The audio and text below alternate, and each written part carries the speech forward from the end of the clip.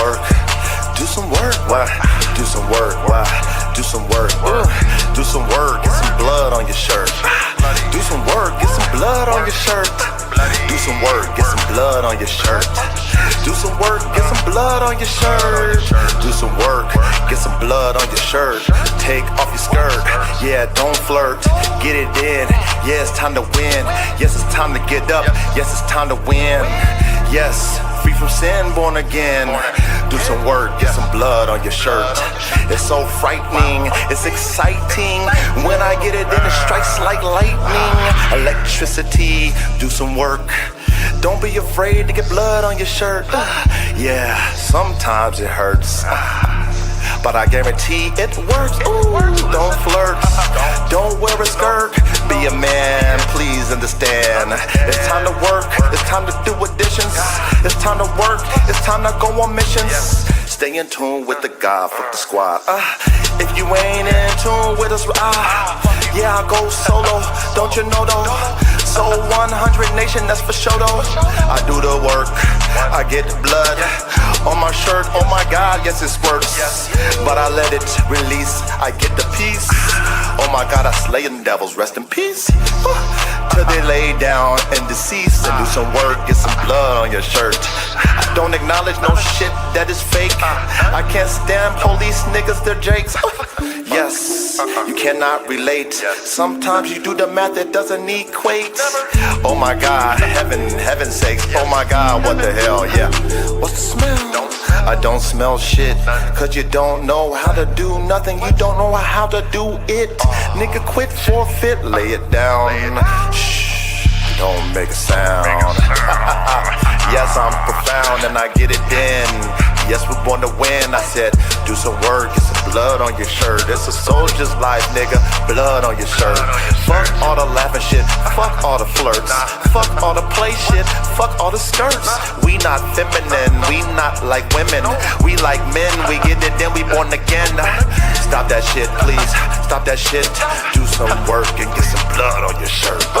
Don't make me shake you up, don't make me wake you up, don't make me slam you down, lay you to the ground. Shake you up, take the bitch out of you, lift you up, take the bitch out of you. I pursue to take the bitch out of you. I pursue to take the bitch out of you. Ladies, don't be afraid. Fuck these niggas, don't be they slave. Yes, they'll take you down to the grave. Listen, bitches, don't be they slave. Fuck with a king, be a queen. Come through, move like a machine. Stay mean and stay clean. Look up in the sky, yes, have a dream. Martin Luther King, the God that flows through me. Yes, they call me T-E-E-S-I-R-E. Sire, oh, I'm on fire. Lightning strikes, I ain't no liar. I speak the truth. 1, 2, 3, 4, 5, 6, 7, 8, 9. Press rewind. 1, 2, 3, 4, 5, 6, 7, 8, 9. Press rewind. Yes, it strikes through the spine. It strikes through the roof. It's the truth. Mathematics, get it in. Mathematics, get it again. 1, 2, 3.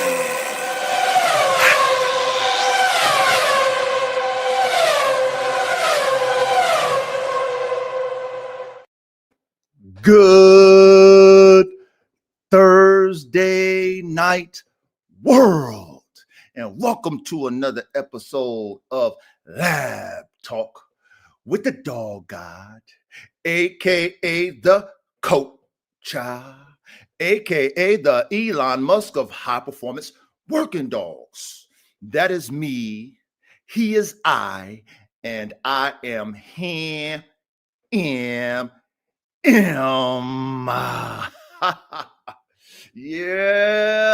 Ooh, that boy had the intro on your ass.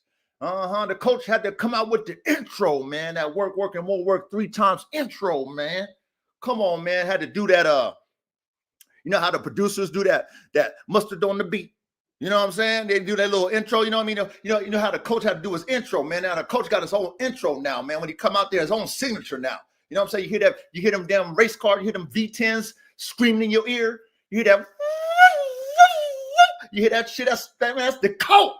When you hear them V10s screaming in your ears, You know, that's the coach. You know what I'm saying? Man, trendsetter, man. The coach is a trendsetter, man. I mean, the coach is a pioneer, man. Come on, man. Coach had to come up with his own intro, and then he got to put his signature. Like if I was mustard on the beat, ho. You feel me? Come on, man. Man, big salute, and big salute to who we got in pole position now. Who we got in pole position now? We got Ready in pole position, my brother. Ready, big salute. We got the Bakari from Canada, man. The Bakari from Canada, man. He's been consistent in the classroom, my brother Bakari from Canada. We got my brother Cooper.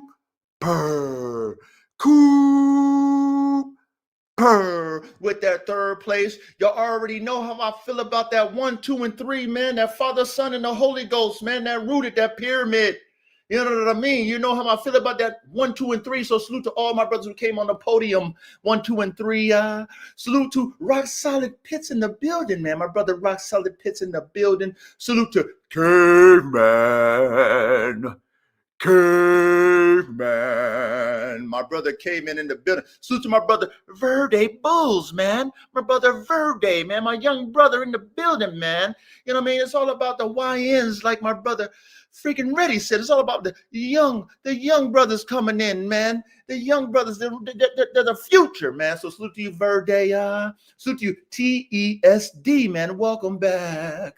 Welcome back. Welcome back. We missed you, man. Welcome back, TESD. Who else we got up in the building, man? Make sure I got everybody. And salute to all you guys trickling in. All you guys trickling in. All the ones who are not in the chat. Big salute to all of you guys and gals, man. You guys are here in a classroom. There is none like it but this classroom for the high performance working dog man and dog women engineers, okay? Nobody talking this type of dog talk but the coach. Ain't nobody coaching these X's and O's, these engineering schematics, all the shit that I do in real time right now. These skunk work type level engineering dog type schematics, okay? These Lockheed Martin type high performance working dog type engineering schematics. Ain't nobody doing this but the coach. And I'm grateful to have you all here in this classroom because we're here to elevate high performance working dogs. The highest level, that means everything is at the table. Everything is at our disposal when it comes to creating the best high performance working dogs. We engineers, man, ain't nothing off the table over here in this classroom, We know better in this classroom. We're brainiacs, man. We the nerds that everybody be talking shit about. Remember when you was in, high school and middle school and you got the, the socially awkward. I mentioned this before, but we got to remind some, because I got a whole bunch of new subscribers. Salute to all my new subscribers, man. Much love and respect to all y'all. But remember back in the day when we was in school and all the nerds, man, they were socially awkward, man, but their brain worked different, man. They were thinkers and shit. You know what I mean? They weren't trying to be popular. They weren't trying to follow everybody. They was doing their own thing. And they was, people used to make fun of them and shit like that. People used to talk shit. People used to downgrade them all the shit time. Remember back in the day when we didn't comprehend what it was to be a man, what it was to make money, what it was to be smart. We didn't comprehend that. You know what I'm saying? It was all about Jordans and shit, what type of shirt we had on, what type of, it was all that fucking dumbass shit that don't play today, right? It don't play today when you're a man, right? It's about how much money and clout you got, about how much prestige you got, how much respect you got, right? You know what I'm saying? And them smart individuals got the highest level of respect, right? Okay. We didn't comprehend that. That's just like us now and these dogs, right? They don't comprehend us. But we the dog man and dog women nerds. See what I'm saying? They don't comprehend us. They don't create. They don't have a vision like we do. You know what I'm saying? So over here, we fertilize dog men and dog women type engineers visions. Okay. We want to keep pushing the envelope over here, okay? I don't want to ever put a damper on my young dog men and dog women or anybody when it comes to their vision. I don't care how outlandish your vision might be, okay? The coach ain't never going to do that, okay? I gave a story about my nephew who was inspired, of course, by me, his uncle, right? I'm the coach, right? I'm his uncle. Of course, he's going to watch me in the field. He's been watching me since he was fucking 3 years old. You know what I'm saying? So 21, 22 years old, he's a man. He's like, I'm gonna do a dogs like you. Now he had all these outlandish crosses he wanted to do and mixes he wanted to do. He had he wanted to add a Frenchie and make a Frenchie type band dog and shit. Like shit that just like, to me, when I heard it, I'm just like, just think about when you hear that Frenchie band dog, but okay, at the same time, you know what I told my nephew? I said, nephew, that's something that you're gonna do though. Okay. If you believe in that, I can't see it. Me, my schematics in my mind, I don't see it. But I didn't say, man, what the fuck's wrong with you? That's just trash. You know how these fucking lame ass motherfuckers who talk that talk, they're not walking it. Okay, they would say that to a young man or a young woman who got their own vision. Not me, I said, nephew, Unc ain't doing that shit, man. I can't see what you see. However, if you see that, build it. Because I would love to see it. Now I chuckled at him. Come on, I laughed at him and shit. That's my nephew. But I didn't damper his fucking vision. I didn't say, nah, fuck that. Don't do that shit. That shit never work. The fuck's wrong with you? You're fucking, I didn't do what these people do nowadays. No, I just said, you know what? If you believe in what you believe in, do it. Okay. Now, the reason why I did that, there's a reason why I do what I do, because, I'm very calculated, man. I do mathematics, man. Calculated. I said, do it because I want to see if he was going to do it, whether it works or not. Okay. So it always sounds good when you say it out your mouth because it's just verbiage. It's your vibration of your vocal cords coming out. There's no effort in that, right? Unless you just can't talk. Okay. Unless you can't talk. But if you can talk, there's no real effort in using your vibrations in your vocal cords to speak something. So I told my nephew, do it. Like a challenge. Like, okay, don't try to inspire me. You know what I'm saying? Don't inspire me with your vision.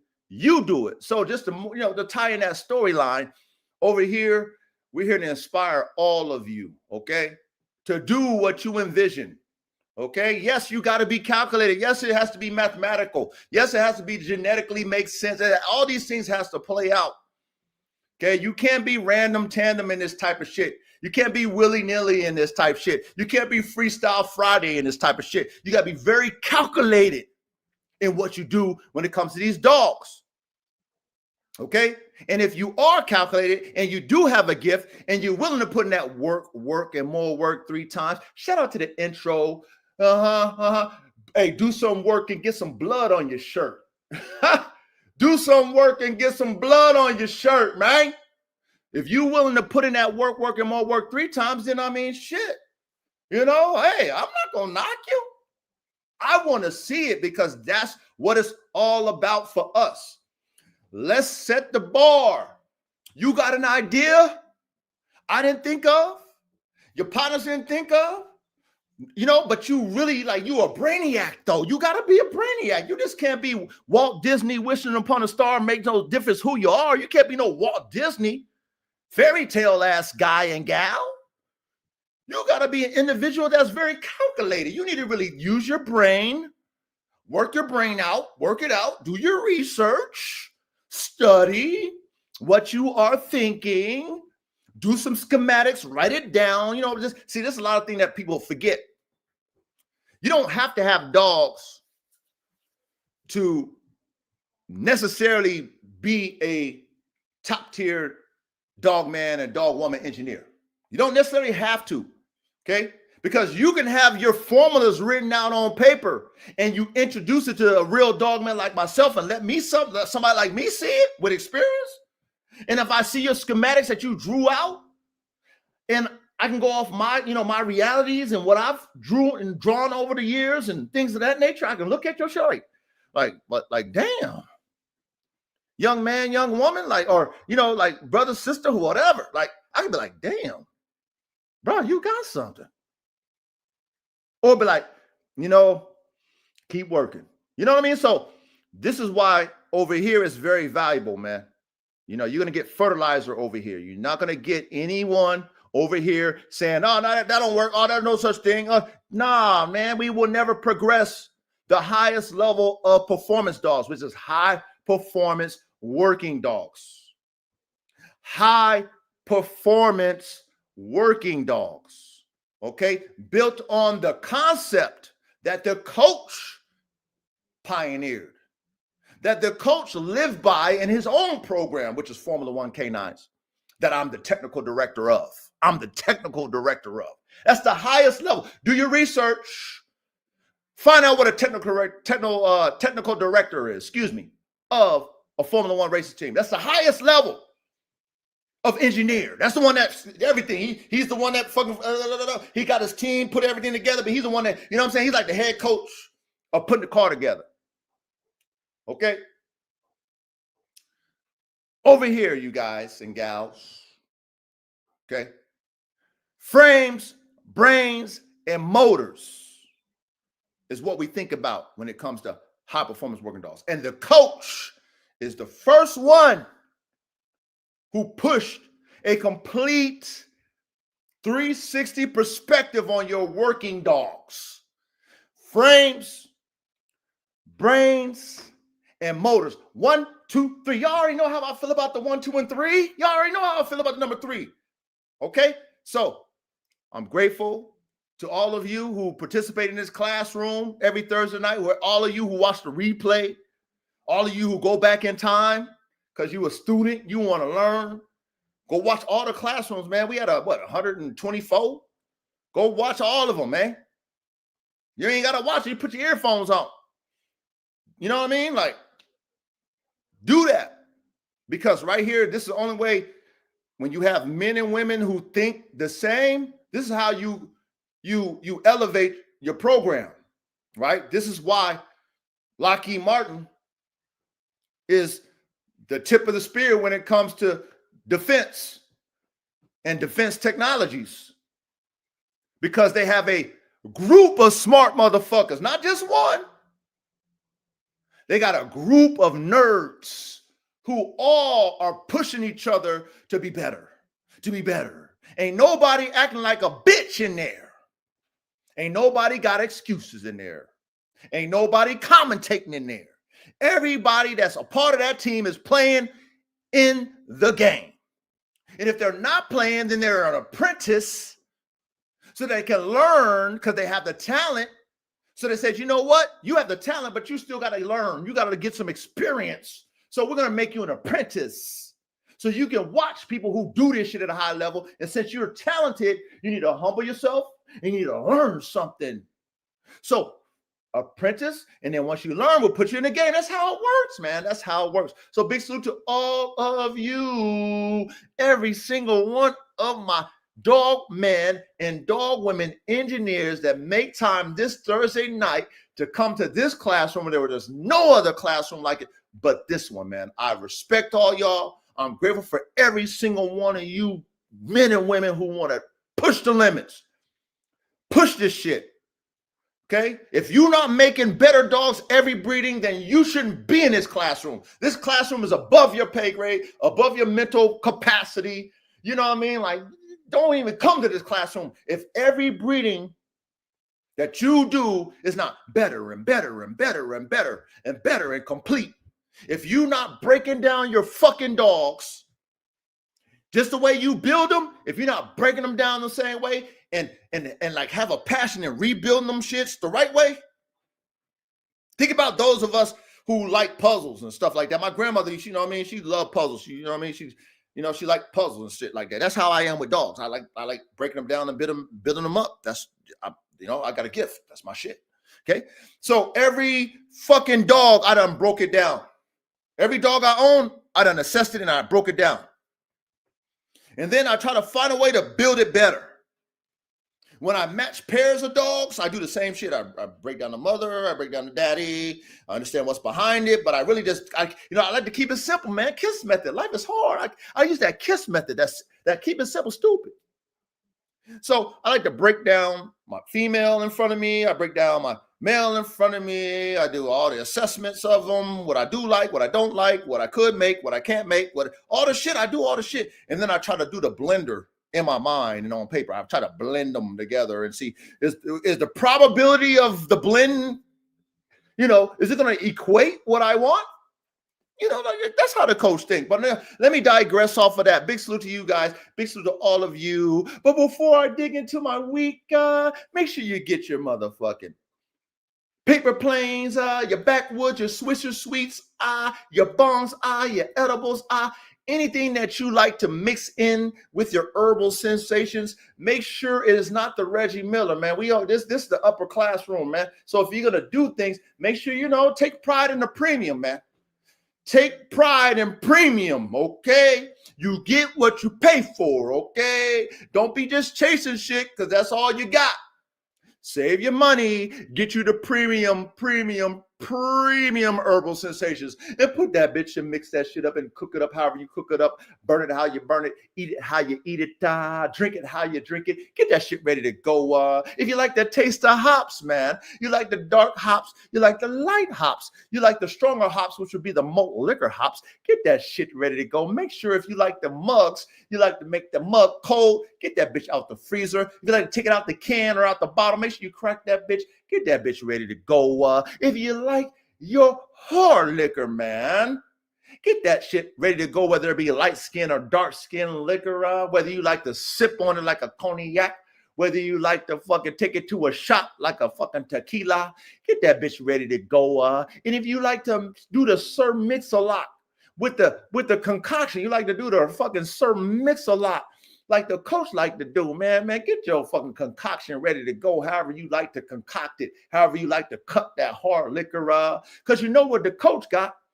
You know how the coach like to keep it simple because life is already hard, man. Oh, my God. When you an engineer, when you a thinking man or a thinking woman, your brain just keep going and going and going and going and going. You're always doing mathematics in your head. It's never any story. It's hard. So anytime you can gravitate to things that's easy, you appreciate it. You appreciate when you can navigate through things that are easy because life is hard for those of us who's in the front. Right? Those of us who are pioneers and leaders and things of that nature, it's harder for us. Because not only we got to carry our own cross, we got to carry the cross of the crew. Because it's our responsibility, right? As an example. So you know what the coach got? I got my vodka lemonade. That's right. Big salute to all y'all, all my brothers, all my sisters here, man. Big salute, man. The classroom's going to be great. Another great classroom. Another great classroom. Big salute to all of you. Oh, man. Cheers. Ooh, that's good. Let me get another one.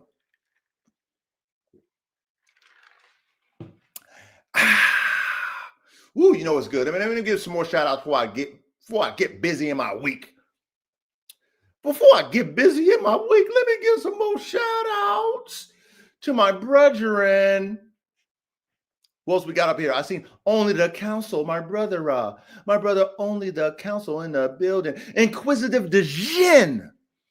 Inquisitive Dejin, man. Another smart dog, man. Another super dog, man. Fucking nerd is Inquisitive Dejin, man. Man, respect to Inquisitive Dejin. Who else we got up in here, man? Bulldog Z7Y. Big salute to you. Bulldog Z7Y, man. Welcome to the classroom, man. Next level. Tony has done it again. It feels good. My brother Tony in the building, man. Big salute to you, Tony, man. Hey, Tony, I want to say something to you, Tony. Tony, thank you for not being influenced, Tony. Okay, I appreciate your manliness, Tony. Okay, big salute to you, Tony. Who else we got? We got Kevin Lizondo. Big salute to you, Kevin Lizondo. Welcome, my brother. Welcome to the classroom. We got. Who else we got? We got if I slaughter your name, please don't, just forgive me, man. I'm learning, okay? Sabarabdullah. Okay, big salute to you, my brother. Welcome, all exists dog training. Big salute to you, all exists dog training. And big salute to all of you who are not in the chat. Stay your ass in this classroom if you want to really elevate your damn dog program. You feel me? If you want to elevate your dog program, you want to elevate your working dogs to the highest level, this is the classroom where you want to be at. Because we push every theory, we push it to practice. Okay? We study theories to practice it. Just like a doctor studies medicine to practice it. Okay? That's what we do when it comes to high performance working dog theories. Okay? We learn about it because we nerds. We want to know. Inquiring minds want to know, but then we want to test it as engineers. We're going to test everything. You know what I mean? Theories. We want to try to fucking figure out how to make that theory. We want to push theories. That's what we want to do here. So salute to all of you. Now, like I always do before we get started, I like to go over my week. Solid week. Dogs are good. Like I said, we're getting into that springtime. We're in February, we're about to hit April. So I'm excited about spring training. I'm not excited about all the yard work I got to do on my 6.5 acres, but I'm excited about the spring training of my young dogs. I'm excited about that. So, looking at them is, always a pleasure when you know that you produced them. When you produced them and it's your vision and you're not a rookie at dogs. So you know what you produced and you got, stats. If you're not doing your working dogs how they do college players in the draft, if you're not doing your working dogs like they do college players in the draft, and you're not really serious about your craft, if you don't have notes on every one of your freaking dogs, good, bad, all the shit, if you're not taking notes on all of them, then you're not serious about your craft. Okay, so I know all my dogs. I really pay attention because this is my gift. This is what I love. It's my passion. I'm very, very, very good at it.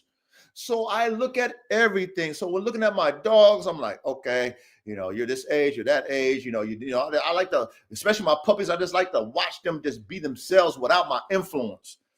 Only influence I have on them when they're young is my spirit and my interaction and my relationship with them. Other than that, I like to see who they are individually, independently in their brain.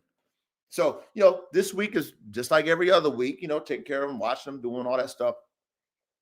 So I had my wife get some like them heavy duty type balls and, heavy rubber balls like them Kongs. But, they got these heavy duty balls that supposedly supposed to be indestructible. And they got a, like money back guarantee type of shit, right? So my wife finds these, right? Because there's nothing that my dogs or certain ones that like them. AK, like I said, AK the bone crusher, he don't fuck with none of that shit. Only bones, okay? And he'll anything with that bite sleeve material, he'll fuck that shit up too. But anything else, he ain't, I put one of them damn Kong type balls in there. He look at that shit like, what is that? Nigga, give me a bone. Nigga, I want the marrow. That's him. But his sons look at the bone like, they'll fuck with it a little bit, but that's not their thing. They like their jaw. It's like they like the chew part. They like that flexibility of that Kong. They like that give back. You know what I'm saying? Black Hawk and Chopper the Man Stopper. So they destroy all that shit, right? They destroy anything, all the heavy duty Kongs, all that shit. They destroy that shit. So I'm like, okay, but damn it. My wife said, look, this is, they got a, exchange back type money back guarantee on this shit. They say dogs can't destroy it. Like, I'm like, all right, cool. Buy it. So my wife bought it. And so I give them out and to the dogs.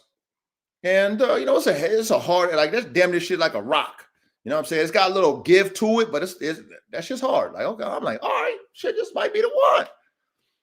So I give it to the dogs that like that type of shit. And I give one to Chopper the Man Stopper, right? Now, Chopper the Man Stopper, he likes those type of bite sleeve material too. He like his daddy. He like that shit too. He go crazy over that shit. He'll fuck that shit up. For whatever reason, he see that shit, he'll fucking shred that wheat. That's him. That's like his daddy, right? But he, I put a bone in there, he'll fuck with it a little bit, fuck with the marrow, but he ain't really fascinated like his daddy. But let me put one of them goddamn Kong type balls or anything type of where it's got a little give to where he can work his jaws, it's a wrap. So I gave him one, gave Black Hawk one, gave a couple other dogs, gave my Malinois one. I gave the ones that love those type of give and take. They like to give and take to their jaws. It's like, they like that give and take. Okay, you got to pay attention to your dogs, what they like.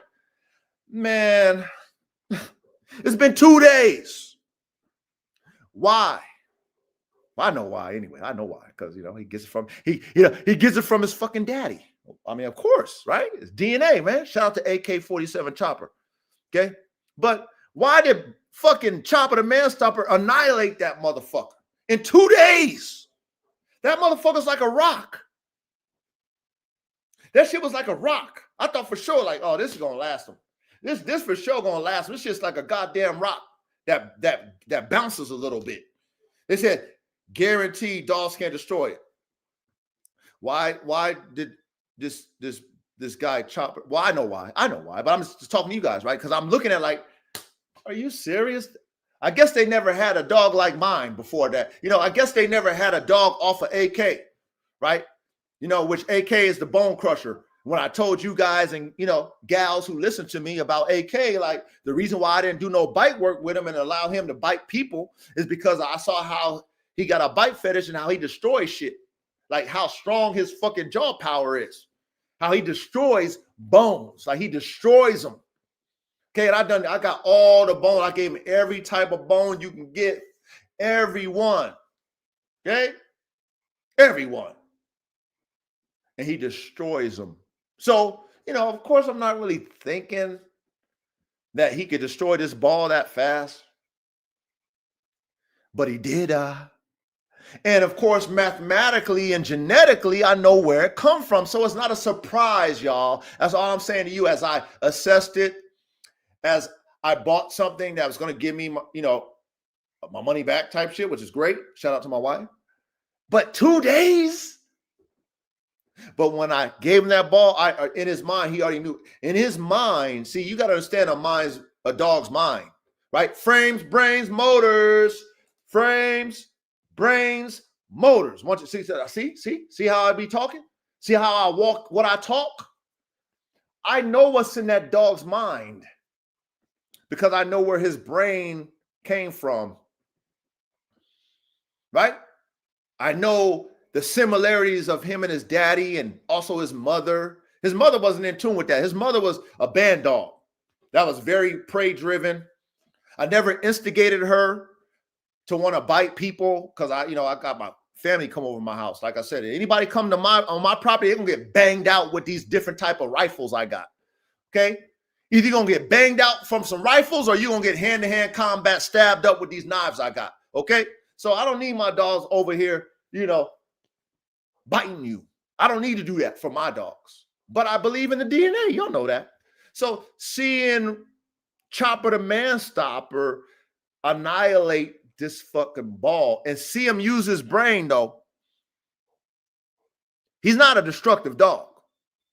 But to see how he annihilated it, I already knew it. It's just the same thing with he's just like his fucking daddy. Okay? So now I got to get him the same type of ball because there's a bigger one, right? That I got Black Hawk, because Black Hawk's the same way. Okay? So now I got to get him a bigger one. But now that I got this company who, they'll keep sending me more. So it's cool. I paid one time. I guess I'll, because shit, fuck it. You going to send me more? The dog's mind's like, I'm going to destroy this.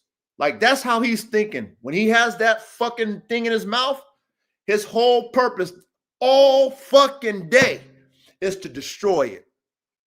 Is to destroy it. So shout out to Chopper the Man Stopper. Shout out to the XXL Pitbull Freak of Nature, AK-47 Chopper, aka the Bone Crusher that's pre-potent as a scatterbred dog produced from hybrid vigor 50-50 out across 2 different lines, different families, made AK, a one-of-a-kind world fucking dinosaur produced from the Most High God Freak of Nature. Thank the Lord for that dog. I'm so grateful for that fucking dog that God blessed me with.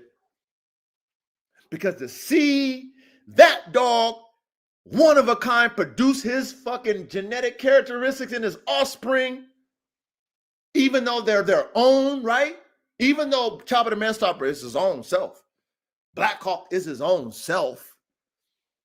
they have sprinkles of their daddy's characteristics. That's all I ask for. So anyway, big salute to the doggies. Big salute to what I produce. This is what keeps me motivated to keep pushing the envelope. Because I'm able to see it, y'all. That's why I want to keep fucking inspiring all of you to follow your vision. Follow it. Make sure it makes sense, though.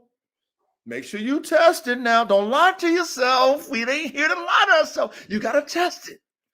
But if it works, don't let no motherfucking naysayer, spectator, hater, or the new commentators tell you different.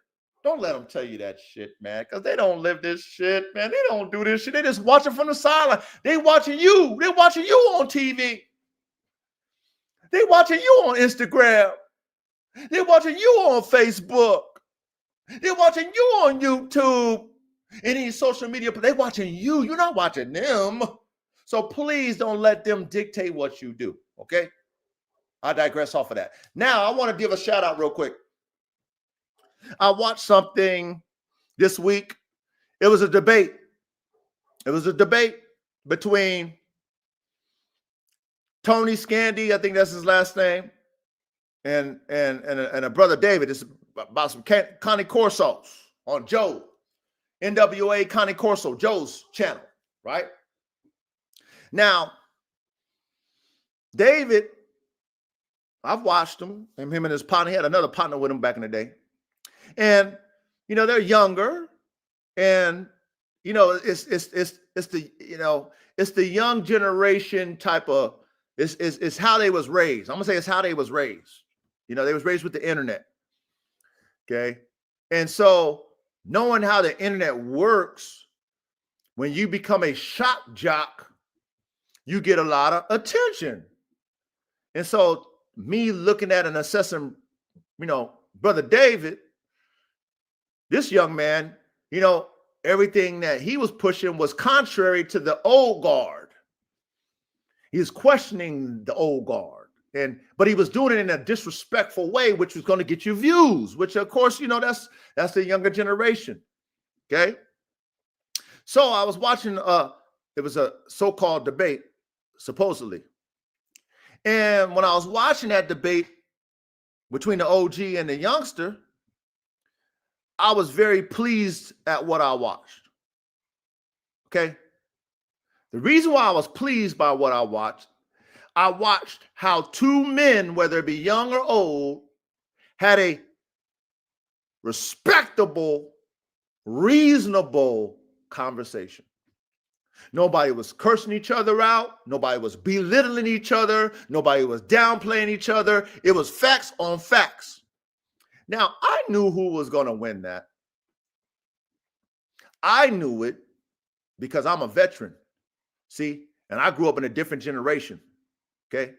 I grew up in a generation where when I was a young man, first and foremost, let me rewind before I tie this up with me, how I can relate to what was going on and how I can see why things are fucked up now. Okay.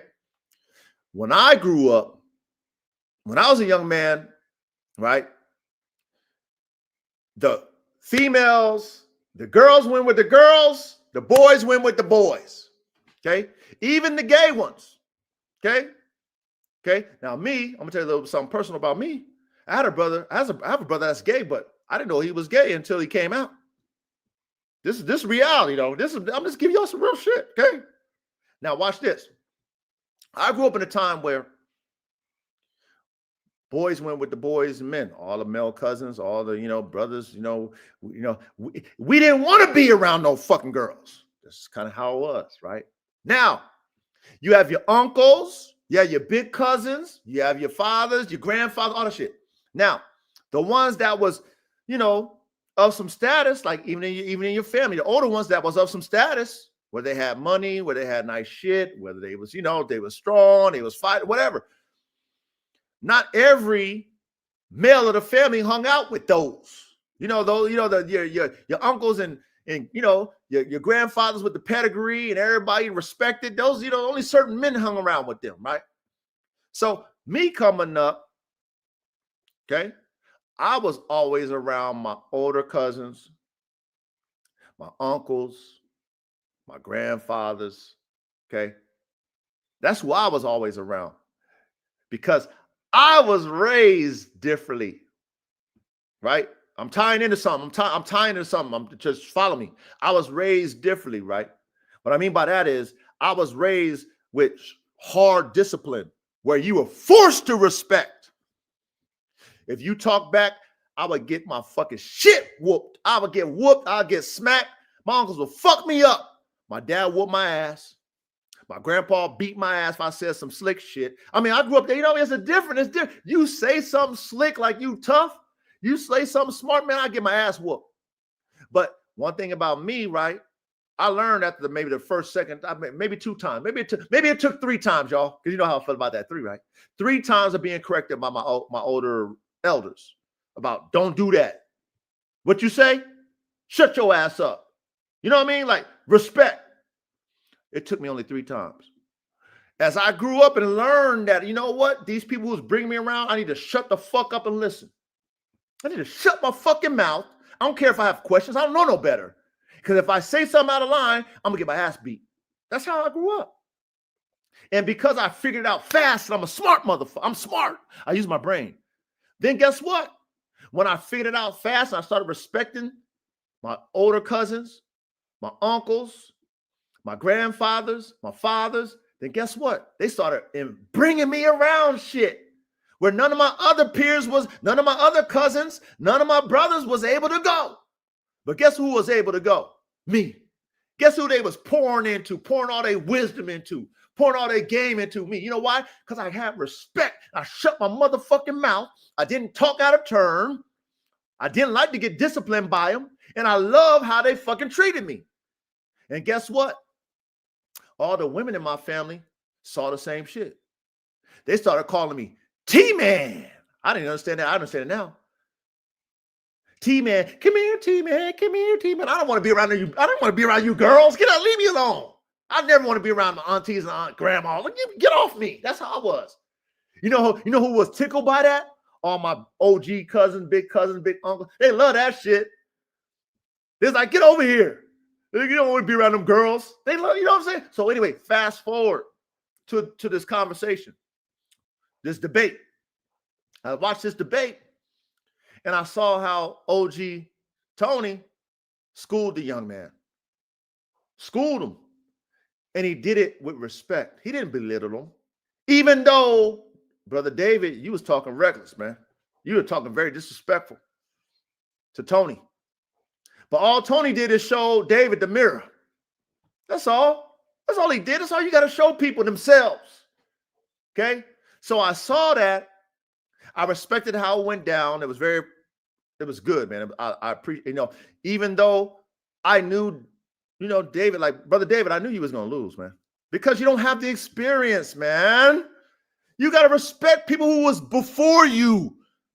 That's how you learn. All of you young men, don't get caught up in this internet bullshit. Some of you young men, most of you, damn near all of you young guys, y'all need to go to the fucking military.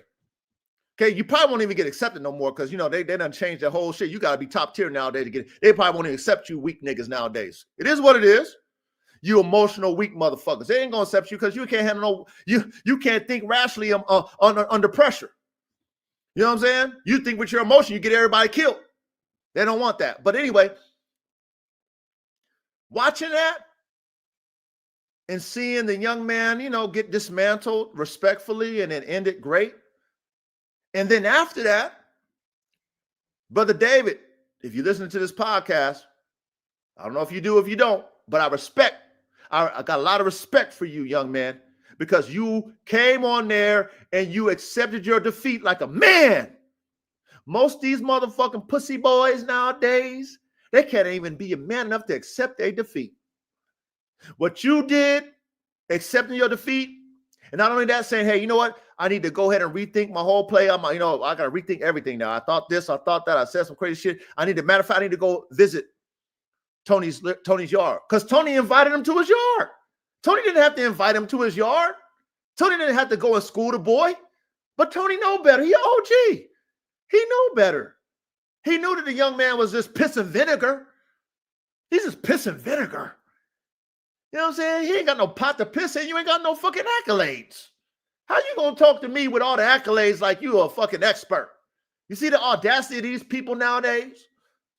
But when you said what you said, David, man, oh man, that's how you level yourself up, David. Accepting your defeat like a man, saying, you know what, I need to rethink this, rethink that, you know, after reading the comments and all that. Man, I saw your shit. I was proud of you, David.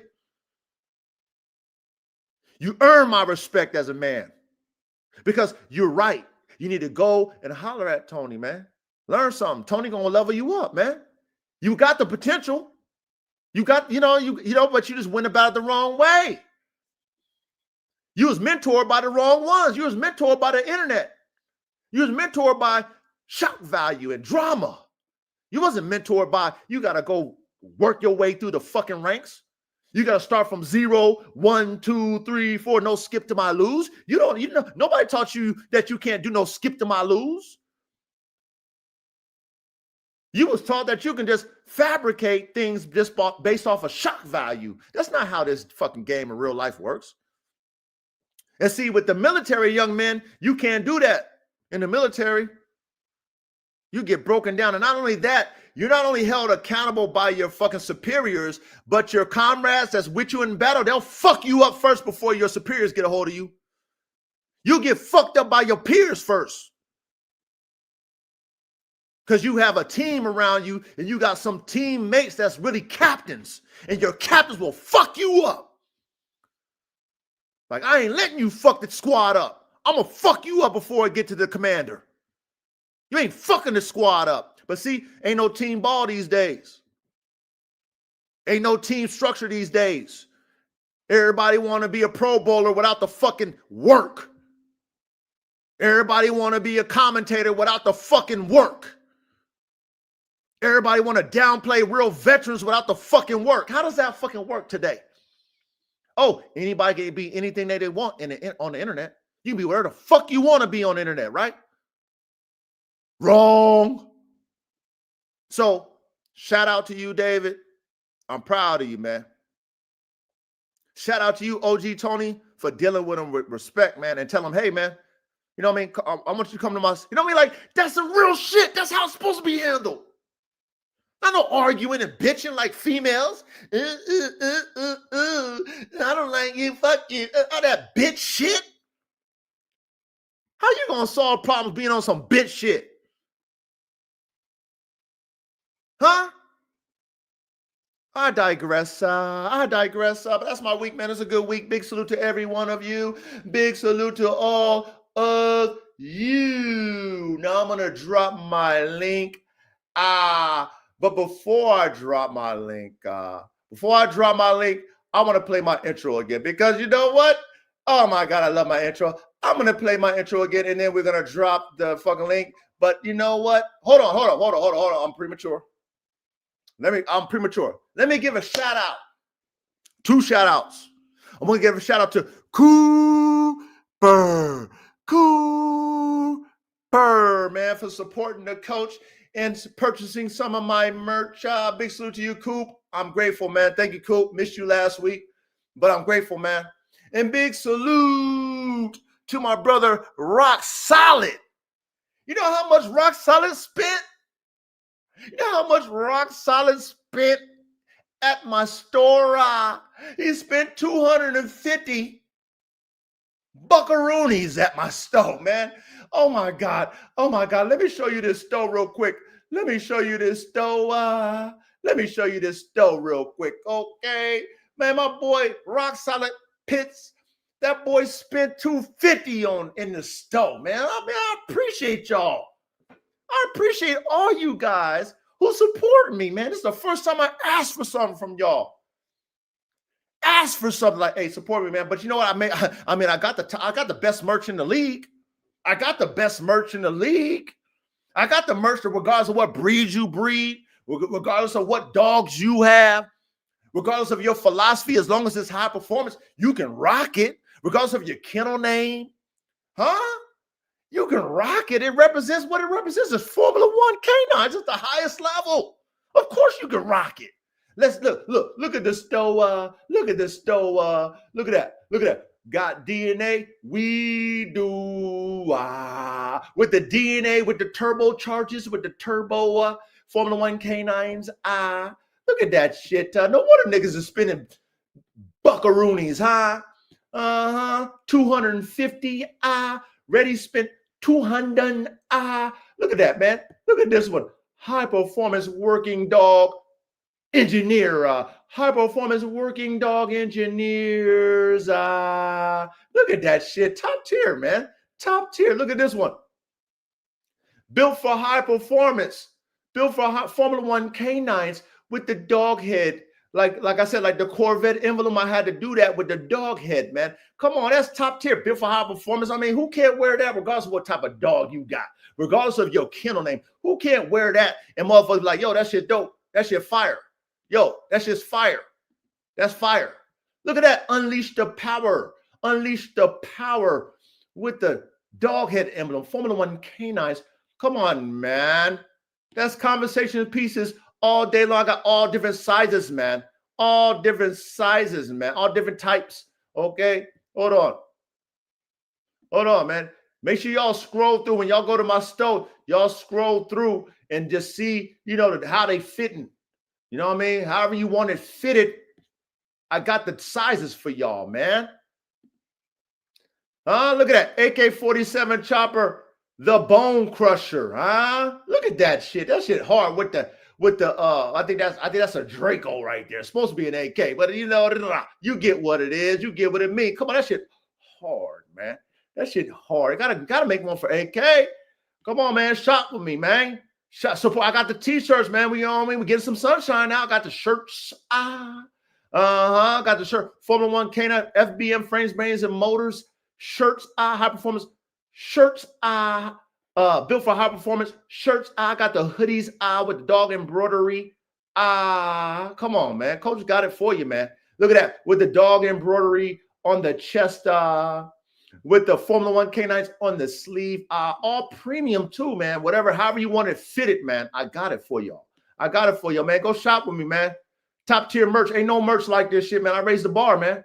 I raised the bar. That's what I do with everything I do. I raise the bar, man. I'm a trendsetter. I ain't playing. I ain't playing with y'all. Look at that on the back. Look at it on the back. You got the damn logo on the back of the shirt. Come on, man. Look how the coach. You got the embroidery of the dog head right there, like the polo horse. You know how you got the polo horse. You know, the coach thought about everything, just like I do with the dogs. I like variety. Like I say, I like variances in my dogs, right? I respect all my genetics. Okay, if I pay all this money for all these different genetics, I don't want to water all my shit down. I want everything to play I put in that dog. I don't want to water my genetics down.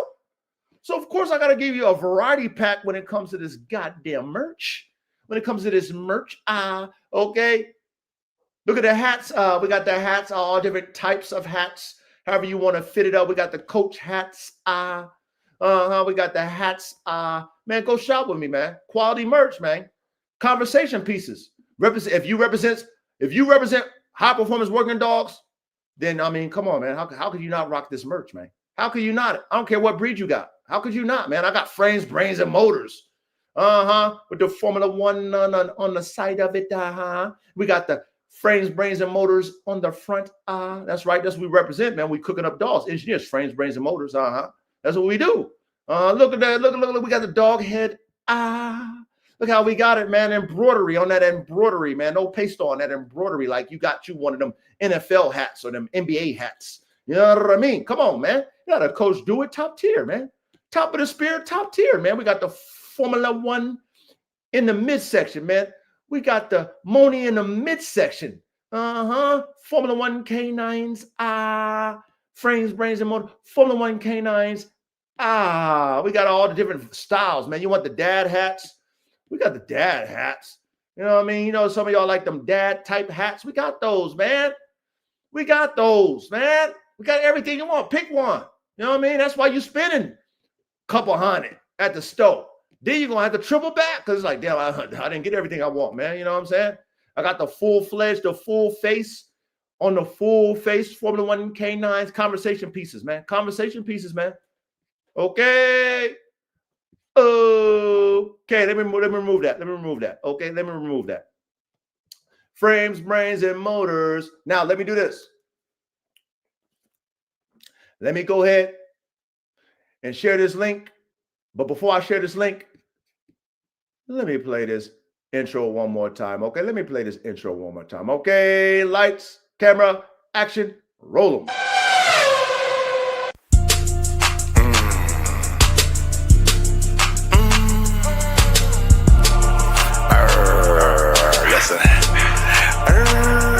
Listen, do some work. Do some work. Why? Do some work. Why? Do some work. Do some work. Get some blood on your shirt. Do some work. Get some blood on your shirt. Do some work. Get some blood on your shirt. Do some work. Get some blood on your shirt. Do some work. Get some blood on your shirt.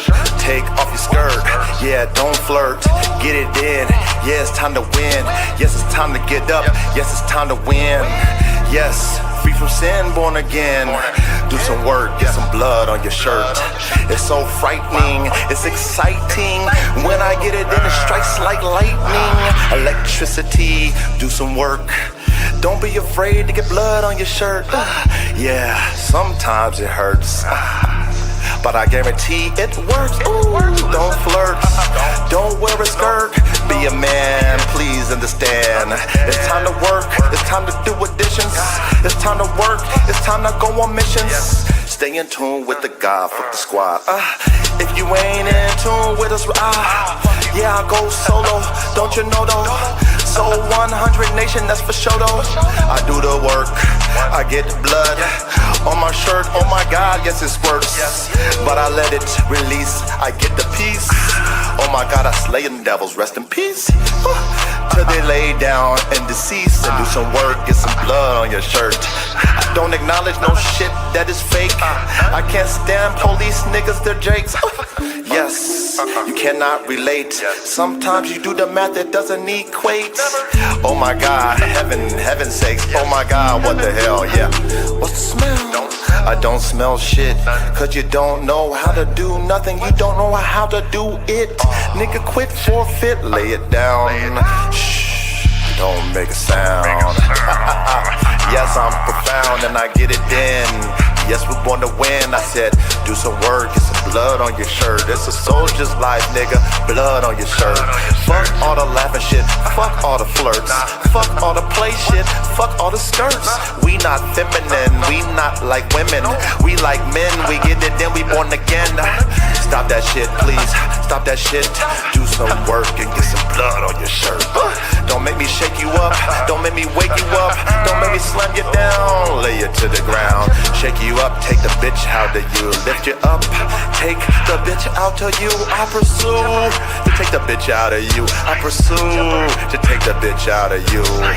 Ladies, don't be afraid. Fuck these niggas, don't be they slave. Yes, they'll take you down to the grave. Listen, bitches, don't be they slave. Fuck with a king, be a queen. Come through, move like a machine. Stay mean and stay clean. Look up in the sky, yes, have a dream. Martin Luther King, the God, it flows through me. Yes, they call me T-E-E-S-I-R-E-T. Sire, oh, I'm on fire. Lightning strikes, I ain't no liar. I speak the truth. 1, 2, 3, 4, 5, 6, 7, 8, 9. Press rewind. 1, 2, 3, 4, 5, 6, 7, 8, 9. Press rewind. Yes, it strikes through the spine. It strikes through the roof. It's the truth. Mathematics, get it in. Mathematics, get it again. 1, 2, 3.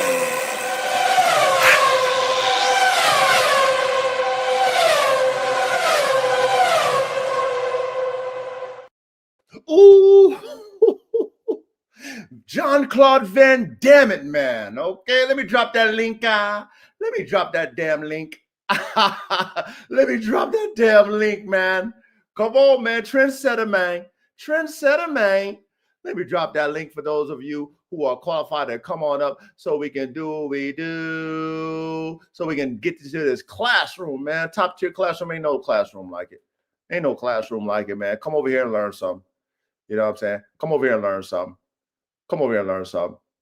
Hit that link if you qualify. Come on down. Come on down. Hit that link if you qualified. Yeah. Come on down. Let's get it. Come on, man. No classroom like it. Zero, but ours. Ready. Salute, coach. That was a banger, man. Thank you, Ready. Thank you, brother. Good Yeah. man. What's up, fellas? Cave, man. Yeah. I'm hurt. I didn't get invited to do a cameo.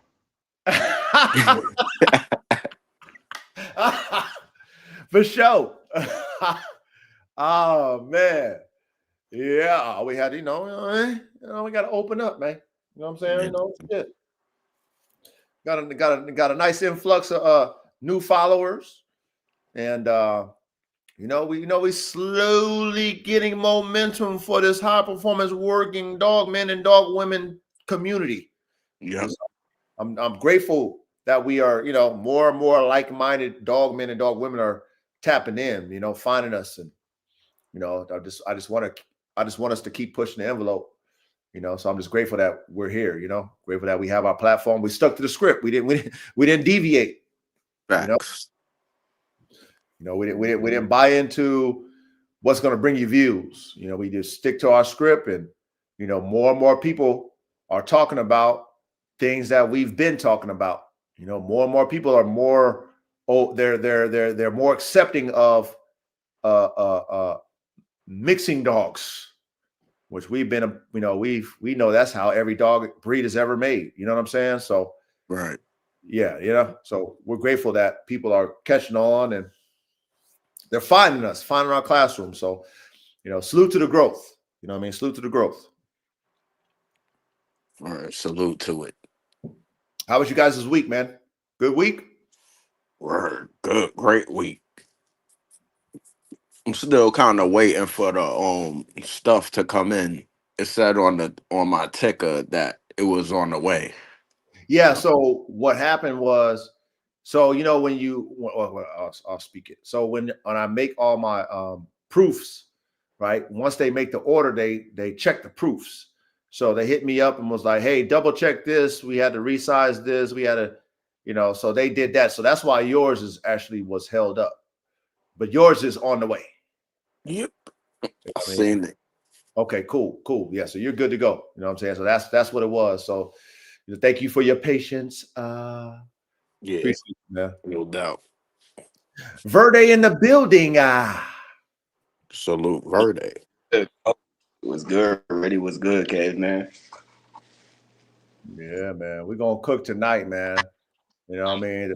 The topic of tonight gonna be, and make sure you guys put when you're not talking, just be aware to put your, hit the mute button when you're not talking. When you talk, unmute. When you don't talk, hit mute. Just keep that in your mind. Just, so that we don't get no feedback. Okay. So the topic tonight is avoiding genetic bottlenecks in high performance competition dogs. Full breakdown. That's what tonight's subject matter is. Okay. Now, why this is so important for us who's in tune with the frames, brains, and motors philosophy, okay, for you to elevate your performance in your dogs, there cannot be any bottlenecking. So for us, we need to know what this means and what it looks like. And so that's why we're having this classroom tonight, because a lot of you might have heard the term, but you don't necessarily know what it really means and how it can affect the performance of your dogs, especially if you're not trying to create the same dog. Okay. In this classroom, if you breed a dog, you should never want to make the same dog in this classroom. If that's your program, then that's your program. I'm not dictating your program. However, what I teach is what I do. It's no fun. It's no challenge for me as a dog man engineer to create the same dog. I'm not breeding a damn dog on my yard if it's the same. I don't want no lookalikes. I don't want no acolytes. Okay? I want better. I want bigger, faster, stronger. I want more stamina. I want, like this is the challenge for someone like me who really crave this dog man and dog women engineer type of thing, right? This Lockheed Martin type of mentality. So when we teach you guys these things and we have this classroom format, and yeah, it's going to be 2, 3, maybe 4 hours. Okay. This is real shit. This is what nerds love this shit. I love long form content. Me. I love that. When shit's short, I hate that. Me. Because I don't have a short attention span. Me personally. So I crafted this classroom around who I am as a coach. So when we teach these type of things and we have AI to help us format it so that we can just follow it and add to it, this is where you should really pay attention and take your notes. Like I always tell y'all, this is a classroom setting. If you are a nerd, you love to come to class to learn. If you don't like to learn, you should not be in this class. If you want to be entertained, there's plenty of other there's a lot of podcasts. This is a classroom. It's not a podcast. Even though this is like a podcast, right? But in our reality, this is a classroom. Okay? You have a super fucking dog man mind, like ready. Okay, who studies all kind of different dogs. Like his palette is broad. He teach me all kind of shit about different dogs out there and all this type of shit. You got Caveman with a lot of experience. His dog man mind is fucking broad. You got young Verde. He a young man, but he sees it early. He not downplaying me because he got his own vision. He not downplaying Reddy and Caveman. He come in ready to learn like I was. Like I was when I got in corporate America. I ain't know shit. And I saw people doing things that I was curious about, and they were making money. So instead of me thinking I was all that and super jock or super smart and want to downplay niggas because I was jealous and envious, you know what I did? I went under their wing, shut my fucking mouth. I asked questions and I listened. I had 2 ears to hear, and I followed them. I followed their lead. And guess what? It elevated me to where I'm at today because I followed, and they kept giving me game, giving me game, giving me game, giving me game, giving me game, giving me game. And one thing about this world that you guys need to pay attention, you young men and young women, especially you men, I'm talking to men right now, okay? It's not just about what you know now. What you know plays now. Because I don't want y'all to be no dummies. But the real power is in who you know. Because that's the extra boost, that's the extra lift, that's the extra hand that we all need. I don't care how talented you are, you still need a helping hand. And if you got those guys who's already there and they like you, even though you might disagree, but they like you, they're going to help you get a lot further than you thinking that you can make it on your own. Okay? So salute to you, young Verde. You got a lot of potential, my brother. Don't get persuaded by those people who is envious and jealous, okay? Don't do it. Don't follow those type. You know better, Verde, please, okay? You don't watch Verde, you watched the show last week. Don't fall victim to that type of shit. You hear me? Yes, sir. All right, good. I just want to make sure. All right, so anyway, let me go ahead and share my screen. Now, listen. When we do this outline, and I get to these certain steps, I'm going to stop. And I want all of you to elaborate and add. Now, if you don't have nothing to add, you don't have nothing to add. But I want us to, you know what I mean? Because what ChatGPT has allowed us to do is create an outline. And she answers a lot of these questions without us having to think about it. But I want us to elaborate on it because it's valuable to have a teacher like ChatGPT. But it's all about our perspective on what she's given us, okay? And I don't want us to just breeze through these fucking points without perspective, okay? So, you know, like let's not just freestyle the classroom and just let her do all the work. I don't want this type of classroom, okay? We're going to use her for what she's used for, which is just an outline, and I want all of us to elaborate on it, okay? Because I don't want us to get fucking lazy because we got AI now, okay? Because I don't get lazy. I just use this bitch because it helps us format, okay? But everything that I put in this fucking AI, I already think about, okay? So I want you guys to think about these things as I read them and illustrate them and narrate them, okay? And add your own too. But make sure you take notes. Pay attention, okay?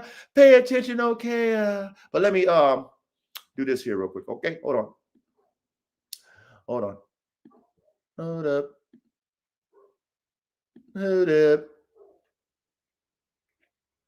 Make sure I got everything here. Hold on.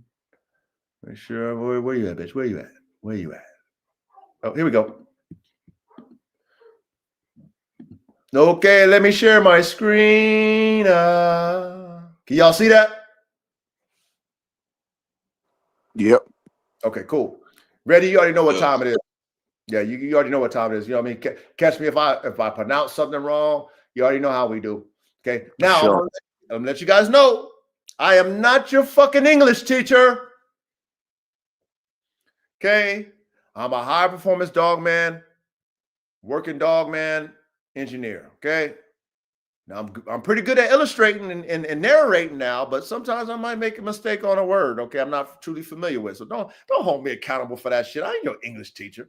But be grateful that I'm reading this shit to you because you know what? I put it on the screen for you to read it your goddamn self. Okay, so make sure you pay attention in class and don't hold me accountable for being your fucking English teacher because I'm not your English teacher. Okay, I'm the coach. So let's go ahead and do what we do. We got Chris in the building. Big salute to you, Chris. My brother Chris, he's another top tier engineer, man. Pay attention to Chris. He know what he's talking about. But let's go ahead and do what we do, man. All right, so ready? You already know what we're doing, okay? So, genetic bottlenecking in high-performance competition dogs. A hard look at how elite programs accidentally shrink their own ceiling. I like that already. Okay, go ahead. Go ahead, Coach ChatGPT. What genetic bottlenecking actually is plain English. Genetic bottlenecking happens when a large, diverse population gets reduced to a small gene pool, and future generations are built almost entirely from that narrow slice. You don't just lose bad genes, you lose options, alternative nerves, recovery traits, immune robustness, metabolic Robustness. Yes, robustness. Thank you, sir. Metabolic efficiency and different expressions of drive. Once those options are gone, selection can't bring them back. You can only reshuffle what's left. In high performance dogs, bottlenecks almost never come from accidents. They come from success. That's interesting how she said that. Let me read that one more time. That's pretty interesting what she said. In high-performance dogs, bottlenecks almost never come from accidents. They come from success. That's not, I mean, you know she's gonna dig deep in that, but you know that's kind of perplexing. That kind of makes you think like, what she mean by that? You know what I mean? Bottlenecking comes from success. Well, let's go. How bottlenecks form in competition dog programs. Number one, the one great dog trap. A single dominant producer wins, or produces winners, and everyone piles on. What happens? Same stud used across dozens or hundreds of litters. All right, we heard that before. His visible strengths spread fast. Okay. His hidden weaknesses spread even faster. Okay. You don't notice the cost for 2 to 4 generations by then. Okay. Recovery declines. All right. Injury rates rise. Okay. Dogs still look elite, but break sooner and think slower. This is a classic popular sire syndrome. What can y'all add to the outline of what assistant coach Miss ChatGPT laid down for us? What can you add to this? Okay, because we already know that it's the popular sire syndrome, but what anything you could add from your own perspective of how bottlenecks form in competition dog programs? That's almost like the racehorse joint. Okay, come on. You already know. We got to elaborate. Yeah, they using the same stud in multiple programs, Mm-hmm. and they keep running the dog back to the same stud. All the pups are going back to him too. Right. Right. All the generations, because they want to keep that look. They want to keep the pheno. They want to keep. They think they're gonna keep all the genetics and the traits too, as well. But they're all losing everything. Yep. Yep. And watch this, y'all. Shout out to you, Reddy. You're right about that. Now, like you said with the racehorse, right? You know, this is a classic line breeding scenario. Okay. Because, you know, you line breed, and then you run it back to the sire again. You line breed, then you run it back to the sire again. You know what I mean? Like that type of shit. Yeah, that's a two-edged sword. Okay, you keep, you know, but you know, you line, you know what I'm saying? Like you line breeding, which is damn near you're putting a little bit of variance in it, but you're keeping the same genetic characteristics. And then you want to strengthen it back up. You want it back to that sire. But you're not really doing your line any favors. You're not. Anything you want to add, K, man? No, I mean, part of the reason, I guess the main reason it gets bottlenecked is because you're selecting for a narrow amount of traits, or possibly even only one trait. That makes So you're sense. throwing everything else out the window. Yep. Y'all heard what Caveman said. Pay attention. Y'all heard what Reddy said. We engineers, pay attention now.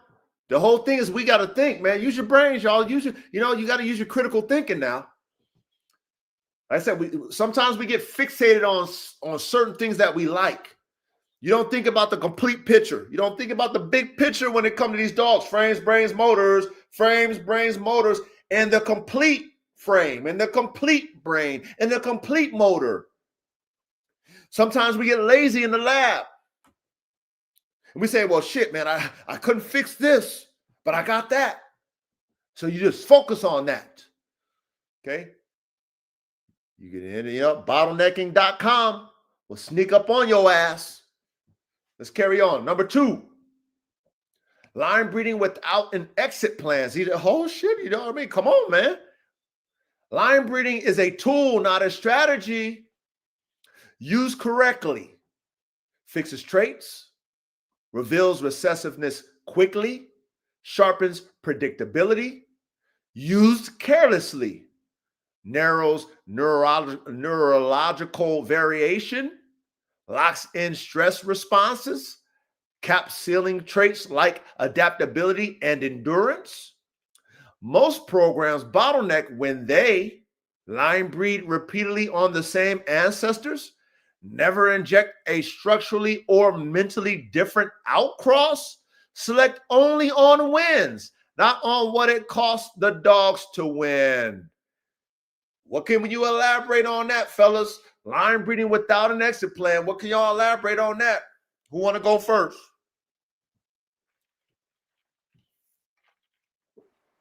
Shit, there's no win there.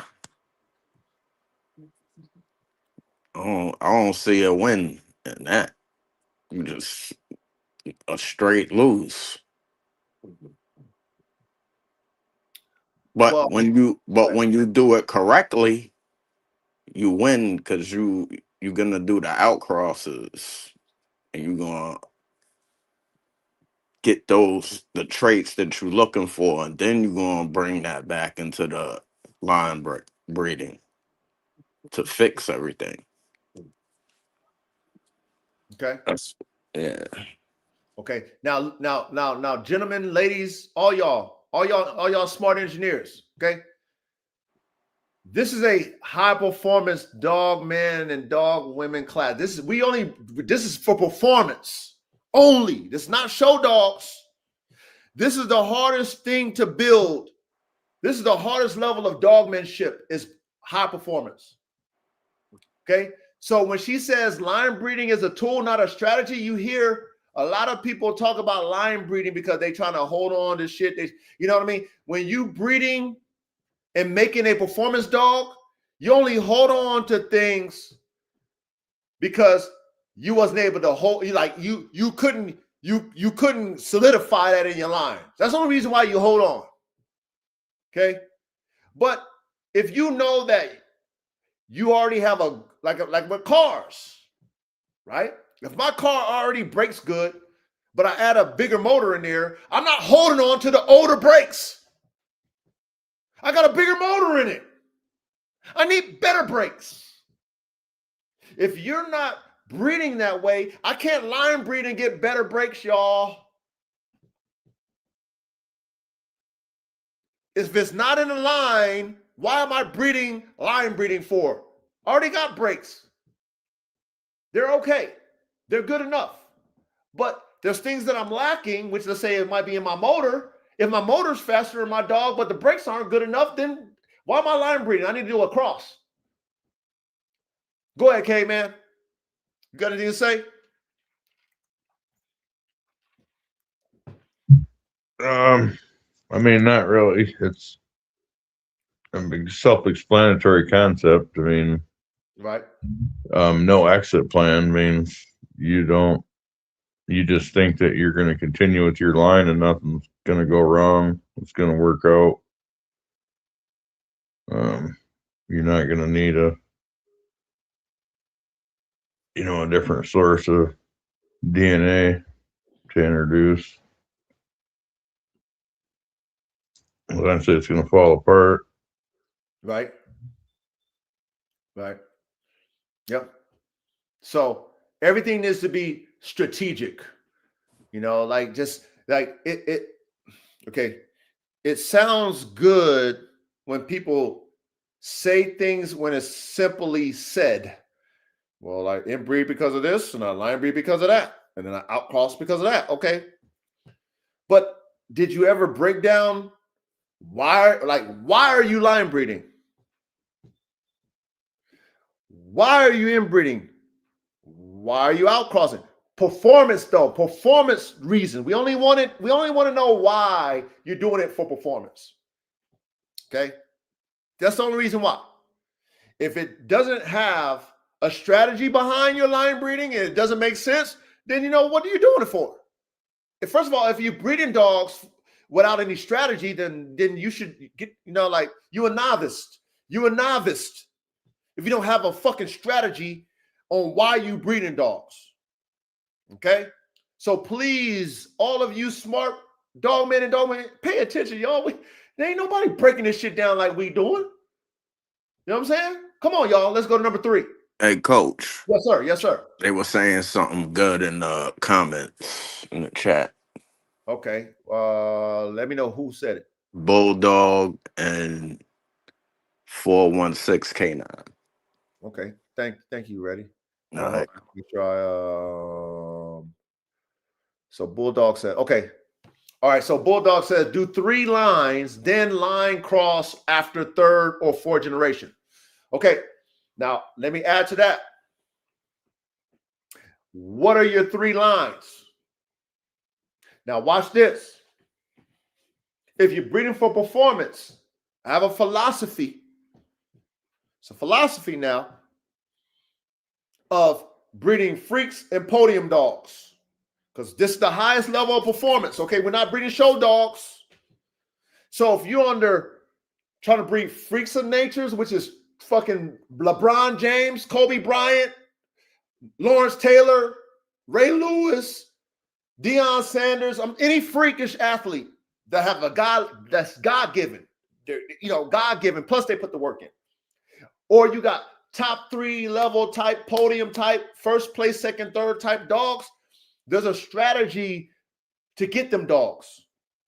Line breeding is a tool, but like she said, it has to be a strategy behind why you're doing it. We know the freaks come from, and the athletes, superior athletes come from outcrossers, period.com. So when you say do 3 lines, okay, why are you line breeding 3 times? If that's what that means. I'm assuming that's what that means. I don't know. Am I wrong, Reddy? Bulldog, let me know. Are you saying line breed 3 times? What he's saying, and this is a breeding practice. Like, this is how you maintain so let's say a line of chickens for the hatchery. They have 3 separate families of that same line. Got you. Okay. Thank you. Hey, thank you, Caveman. Okay, so I get it now. 3 different lines, then line cross after. Okay, cool. I get that. Yep. You was teaching that shit before, Caveman. Yep. Okay, cool. I get it, Bulldog. Yep. I get it. Yep, you can do that for sure. 416 Canine, he said, and separate them again until you have multiple lines of exactly what you want. Then go heavy into the crossovers. Yep. Like Trey Songz says, yep. Okay, yeah, y'all smart. Hey, thank you, K-Man. I missed that I missed that. Thank you, K-Man. Okay, cool. Let's carry on. Yeah, y'all cooking over here, man. I mean, I love it when y'all engineers be talking that engineer shit time. You know what I mean? Let's keep it going. Number 3. Again, thank you, Caveman, for clarifying that for me. Number 3, over-selecting for a single performance expression. This is subtle and deadly. Examples: only breeding explosive dogs, lose endurance and longevity. Okay. Only breeding high prey dogs, lose handler focus and impulse control. Only breeding civil pressure, lose curiosity and learning speed. You end up with 1-gear dogs, amazing at one task, fragile everywhere else. That's not elite genetics. That's a performance monoculture. How do y'all feel? Okay, hold on. We ain't done with that. I think this is all number 3. Make sure I get this right.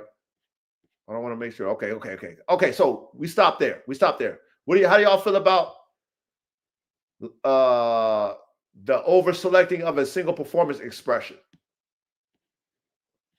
Yeah, absolutely. I know a couple of good examples of that. Talk about it. Well, one that I brought up before is the coonhound. In the coonhound competitions, they have competitions for how many times or whose dog barks the most times in a minute, right? Okay. When they're on the tree. Okay. And there's a problem in the tree and walker breed, where people have bred their dogs to be so tree crazy, because it's a necessary trait, because you want the hound to stay at the tree until you get there, no matter if it takes you a matter of hours, right? And you want the dog to make noise so you know where to find the dog. If you concentrate on that trait, you'll eventually, which they do, they have dogs that'll just run up to a tree and start barking genetically. Okay. And and I've heard the same story in chickens. You get chickens that are so game and so aggressive, full on assault, but they have no accuracy. Like, they don't do anything. It just looks like they are. They just do a bunch of flapping. Nothing happens. So you're saying, K-Man, they've just focused on one thing, and because it worked so well, they just kept, they just kept breeding on that trait alone? Yes, they bred on the treeing capabilities. Okay. So you take out like the locating ability, the cold tracking ability, all kinds of things. And then but you overdo that trait to where it's not good. That they call it slick tree. That's no good. And that gets points taken out of you in a competition, and you sure don't want to follow a dog around the woods all night staring at empty trees. Oh, so that joint's just going to any tree. It doesn't care. Yeah, it don't have a coon in it. Yeah, because it's not sniffing. It's just running to trees and barking. Yeah. Yeah. Okay, that makes sense. Hey, No off switch. Yeah, pay attention in class, you guys. Y'all keep cooking in the chat. One thing I want to say to all of you guys here, over here, in our classroom, we respect everybody, man. Okay, as men, we respect everybody, and it's good to have healthy debates. All right, let's not belittle any of your brothers. Don't do it, because this is how we keep learning. All you guys have a voice, whether it's contrary to what you believe or not. Okay, we want to keep everybody thinking, because it's we want to have this open platform so that we can all learn. I want everybody to feel that they can come up, even though you might not, it might not be right to everybody, but the fact that you participate and you have an ear to hear and you listening, and you can, okay, but damn, I thought of it this way. Okay, I thought of it that way. Okay, this is how we gonna grow, y'all. It's a collective. Okay, I gave y'all an example of how my nephew hit me with a play that I never even thought. I was like, well, in my spirit, I'm like, damn, nephew, I would never do that. However, I don't want to knock him, because he might show me something. He might have did something and he's like, hey, Unc, you know what I did to make this dog? Then it blows my mind. So please, y'all, that's all I'm saying. As men, we respect each other, and I want everybody to feel comfortable with participating, whether you know exactly what you're talking about or not. It doesn't hurt to ask a question. It doesn't hurt to participate, because I'm not going to belittle you, and I don't want nobody belittling nobody here in this classroom. That we don't do that shit over here. We're here to learn. Okay, and the more people we got participating, the more we can learn. Y'all follow me on that? I know y'all agree with me on the panel, but please, y'all, I encourage you guys to participate, whether you know exactly what you're talking about or not. Okay, so let's carry on. It all plays, fellas. Everything plays. Coach I tell y'all all the time, everything plays. Whether you believe it, whether you heard it, whether you've seen it or not, everything plays. Okay, so come on, y'all. All right, here we go. Number 3. Over-selecting for a single performance expression. This is subtle. Did I already do that? No. Yeah, I did. Did I already do that? No. I did up to what bottlenecking looks like. Thank you, Reddy. Thank you, sir. All right, here we go. What bottlenecking looks like in real high performance dogs. Example 1, all fire, no fuel. Dogs show massive intensity at 12 to 18 months. Early burnout by 3 to 4 years. Chronic soft tissue injuries. Stress behaviors outside of work. Genetic cause. Narrow cortisol regulation. Reduce mitochondrial efficiency. Yep. Mito. Thank you. Mitochondrial. Thank you. Cortisol. Say that again, K-Man. Cortisol, that's the stress hormone. Chondrial. Okay. Same stress response. I'm talking the word. Oh, my fault. Okay, cool. Same stress response wiring across the pedigree. You didn't breed intensity. You bred only one way to express intensity. Okay, you guys get what bottlenecking looks like in a real high performance dogs? You guys get anything you want to add to that she didn't add, or you want to elaborate on? That's almost like the bulldog. with the off switch, no off switch, just straight on, Mm. and it burns itself out because it Mm. doesn't know how to stop, Mm. and it can't breathe. It doesn't have the palate, the hard palate to pass through the airways correctly. Mm-hmm. Yep. I see that. Yep. Yep.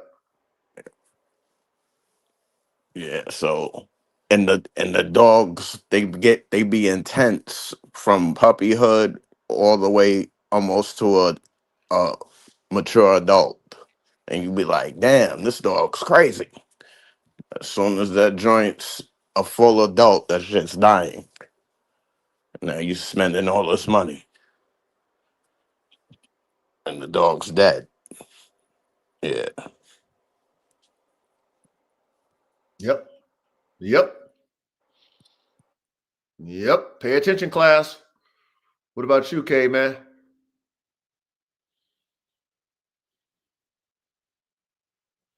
No, I'm good. That's kind of what we already covered.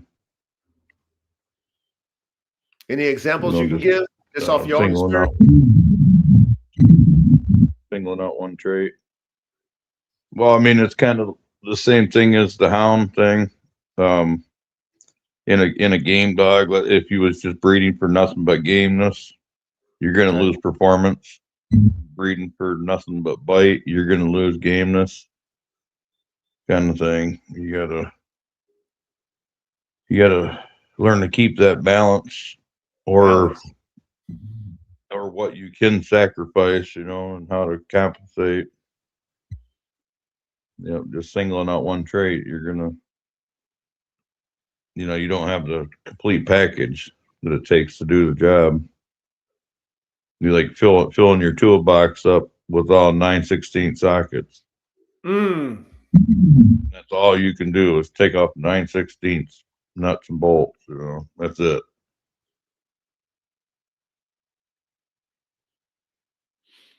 Keyword I heard you say, K-Man, balance. Balance. Frames, brains, motors, fellas. Frames, brains, motor. Complete, though. Complete everything in that circle we talk about. Think outside the box to create the circle. Everything that encompasses a dog's frame, you better be thinking about. Everything that encompasses the dog's brain, you better be thinking about. And everything that encompasses that dog's motor, you better be thinking about. Okay? I don't care if you get one more than the other. Don't shortcut this shit because it has to be balanced, and you will see it in your dog. If you really assess your animals, you will see it now. You can't hide from that shit. You know what I mean? You think you can. No, you can't. No, you can't. Your dog will show you it, especially if you testing your animal. Let's keep it going. Example 2, the paper tiger pedigree. Pedigree stacked with titled dogs, but pups show wide inconsistencies, weak nerve under novelty, poor recovery after corrections, genetic cause, bottleneck neurological. There we go. Neurological resilience. Yeah. Selection based on results, not processing. Titles don't tell you how a dog thinks under pressure. Okay. Anything that you can add to the paper tiger pedigree? I like that. The paper tiger. Yeah, I've never heard that term. That's a good one, though, huh? Yeah. That's like fake dogs. Yeah, it's like fake dogs. Paper tiger. Yeah, I like that. Anything you could add to that? The paper tiger pedigree, how people breed off of that, the paper tiger, which means it's not real, it's papers. Those people who breed off of papers, she's talking about those people who breed off of pedigree. A pedigree don't tell you about a fucking dog. It's just some names of a dog on a paper. Yep, just names. Maybe once in a while you get a picture. That's why she said it's called a paper tiger. Because it's just a name on a paper. If you do not know, engineers, pay attention. If you do not know what each and every one of them dogs were, frames, brains, and motors on that pedigree, that shit, you just ball it up and throw it in the trash. Burn it. It does not show you a formula. It does not show you a formula. Think about mathematics. The only way you solve math problems, you got to go back and you see all the numbers. If I'm looking at names and no numbers, how am I going to solve the math? How do I solve the mathematical equation without the numbers? Now, word problems. Remember when we was in school, we did word problems? One thing about the word problems is they equal numbers. Word problems equal numbers, but with pedigrees, we know those fucking words or those names, and most of them is lies. Think about that. Paper hanging. How many of y'all know about paper hanging, y'all? So if the pedigree is full of damn near half lies, how are you going to solve the problem? That's why she called it paper tiger pedigrees. Wide inconsistencies, weak nerve under novelty, poor recovery after corrections, genetic causes, bottleneck, neurological resilience, selection based on results, not processing. Titles don't tell you how a dog thinks under pressure. Come on, man. Y'all smart engineers? Come on. Go ahead, K-Man. You got something to say? Yeah, I think maybe you're supposed to get a big, long 7th-generation pedigree and fold it up to make it look like a tiger and take it in the box with you. Try to scare the other dog. Yo, gay man, you're crazy, yo. Okay, man. You good, man. Starts talking about papers. I think when you should take that piece of paper in the box with you and show it to that other dog.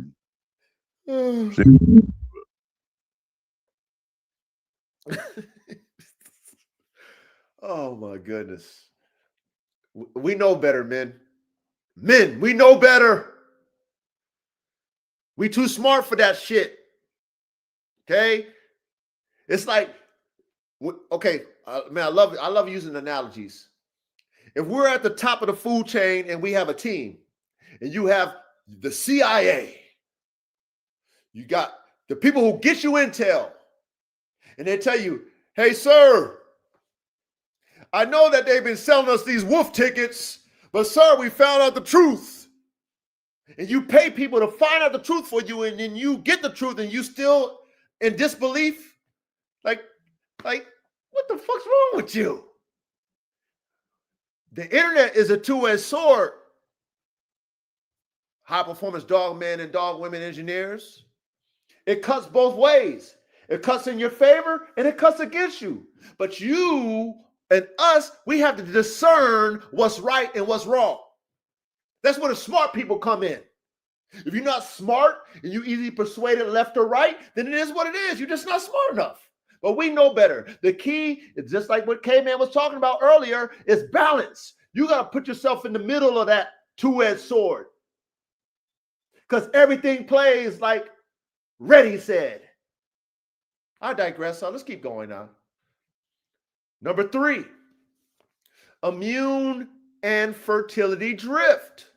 Seen often after 5 to 8 generations of tight breeding. Smaller litters, slower healing, increased allergies or autoimmune issues, genetic causes, loss of MHC, which I don't know what that is. You know what that is, K-Man? Ready? MHC? Might have to look that up. Okay, might have to look that up. Must be a protein. Yeah, immune system diversity. Recessive no longer diluted by variation. Performance dogs still work, but cost more to keep working. And she said that's due to tight breeding, which we get that. Okay, and that's again,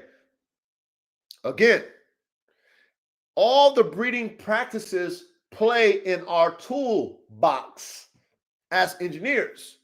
But there needs to be a strategy of why you want to breed tight. There needs to be a strategy in why you're doing a line breeding. There needs to be a strategy behind why you're doing an outcross. If you just continue to do it just to save, let's say, a family of dogs, then unbeknownst to your understanding of what you're doing, you're fucking your whole line up when it comes to high performance working dogs. You're going to create smaller litters, slower healing, increase allergies or autoimmune issues. Anything you guys want to add to that? Yeah, I was about to say that's like when you don't have a direction anymore. Like you just breeding dogs, or you got dogs in your backyard and they just running them up, breeding over and over to each other, and yeah, they just all messed up in the back. They got like fur missing and all that shit. They don't even look like what they supposed to be anymore. But they have no strategy behind their breeding. Yeah, they just let the dogs do what they do. That's what it sound like to me too. Like they just let the dogs be dogs and breed up. They didn't like bring the human in there to like separate them and all that. You know what I'm saying? So you saying Like crazy, like a hamster mill back there. damn. Yeah, it could happen Yeah, that's that way. wicked. But yeah, another part of the fertility thing is your female might not even be able to conceive, or she might prolapse on you.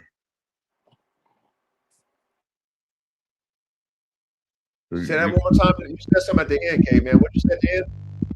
She might prolapse. She might even. I had that. That's when their uterus comes out. Watch this, K man. So you mentioned prolapse, right? So shout out to Bruce, man. Steel Curtain Bulldog. Shout out to Bruce, OG Bruce. Okay, this is why I always tell y'all I lead by example. I lead by example. Okay. This week, I did a post on my girl Big Bertha, my American Bulldog Big Bertha. Okay. Fucking man, work of art, another freak. Okay. But she wasn't built like how we talking frames, brains, and motors. And I did a post, of her because one of my most amazing dogs. She was. And Bruce with Steel Curtain, he's an OG American Bulldog breeder, been around since been around. Okay. He saw Big Bertha, like, oh, beautiful dog. He was asking me questions in the chat. I say, DM me, OG. He DM me and him had a great conversation. Okay. And this is why I'm teaching you guys, you young men. Okay. See, now me and OG Bruce, we don't breed the same. Okay. We don't have the same philosophy. We don't have the same vision. But I would never downplay him because I want to learn from him.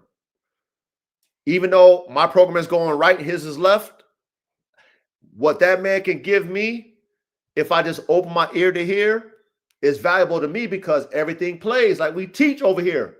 I want to know everything because when I put my puzzle together, there's things that I don't know that he might know that I will remember when I talk to someone like him, like, oh, this is why this ain't working, or this is why I'm getting prolapse. So K-Man mentioned prolapse, right? So he was telling me about muscular dogs, freakish dogs like Big Bertha. And he was telling me how those dogs have prolapse. Those dogs have a hard time fucking having their periods. Those dogs have a small litters because they produce too much too much testosterone versus estrogen. Now, me being a rookie at experiencing prolapse like I did, but him telling me that, it made sense to me because she was a goddamn freak. She was muscled out like crazy. That's not normal. Females. Yeah, that's almost like the double muscle gene. That's not normal. Who she was. Okay, she was bigger than her fucking her brother, her littermate brother. Okay, she was more muscular than her littermate brother. Okay, she was beyond that. But then when the OG was talking to me and giving me game, it made sense. Them dogs that's overly built like that, overly manly, like K-Man even mentioned that too. That shit is a two-edged sword. Yeah, it looks good and shit, but when it comes to reproductions, you're gonna have problems like prolapse and, you know, small litters or maybe no heat cycles and shit like that. So it's a two-edged sword. It's a two-edged sword. Now, because I respect every dog man, and even though I know a lot, I still don't know everything. I'm grateful that I have OGs pouring into me and giving me shit that I can learn from, even though I already know what I know. And he's giving me his experience. I'm sure he's already, because he got them type of muscular dogs. Now, Big Bertha is on a whole nother level. He got a lot of muscular dogs, though. Go check him out. OG Bruce, still curtain. But not like Big Bertha. That's why he commented like, oh my God. He saw Big Bertha. He had to give her fucking props. But what I experienced, he gave me clarification. So shout out to you, K-Man, because I never had a female that had prolapse until that bitch. But when he told me that, then I got it. It made sense. That bitch is overly masculine and producing testosterone over estrogen. That's why that bitch look like Hulk Hogan. She didn't look like no Hulk Hogan. It's like one of them goddamn bodybuilders. Y'all seen Big Bertha? But I digress. Let's keep going. Why bottlenecking is especially dangerous in elite programs? Because it lies to you. Ooh, damn. For a while, dogs look consistent. Training systems adapt to weaknesses. Handlers compensate subconsciously, then subtly. Progress stalls. Injury rate spikes. Good dogs stop becoming great dogs. At that point, no amount of training fixes a genetic ceiling. Ooh, what can y'all add to that one? Go ahead. Shit, so you still getting the look of the dogs is staying the same look. You still, even though that it's digressing off of the traits are leaving, you could still train a dog because it still has a brain. You could still train it, but it ain't gonna be as efficient as the F1. It's not gonna be, it's not gonna be good. And if you keep breeding that, you're gonna keep it's gonna turn from great dog to good dog to bad dog to worse dog to no dogs. Yeah, That's when you start bringing out your recessive traits and your mutations, start causing mutations.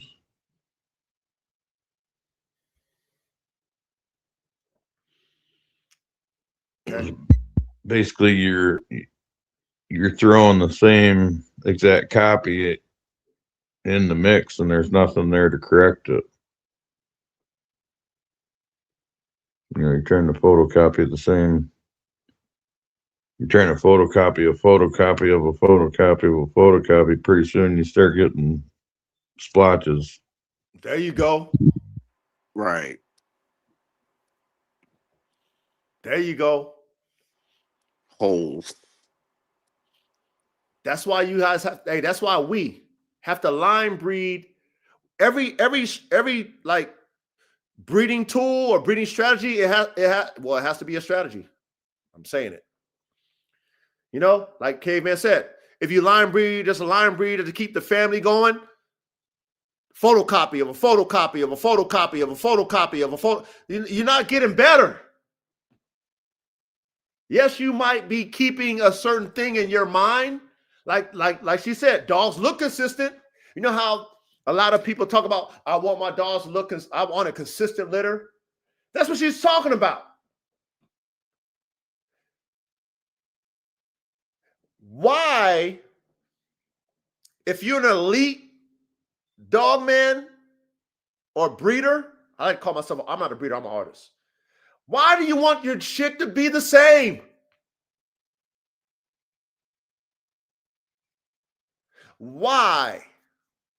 If you're line breeding, it should be like how I think my brother Bulldog was talking about, or like K-Man says, you got 3, 4 separate lines. They're all separate to each other. Then you line breed those together for a purpose, strategy. We're not going to keep doing that shit. 5, 6, 7, 8, 9, 10, 11, 12 generations. What the fuck? Why are we doing that? Why are we doing that? So they could stick to guidelines. Well, that is, I think it's more of it's the family play. That's why I say you guys go back and watch our masterclass on how thoroughbred horse breeding relates to competition dog breeding. Okay, they thought ahead of time when they first created the thoroughbred, but over hundreds of years, now they're experiencing genetic bottlenecking because they already bred it so many times line bred. The variance is gone. The variance is gone. Your vigor is getting smaller and smaller. The power of the vigor, smaller, smaller, smaller. Less potent, less potent, less potent, less potent.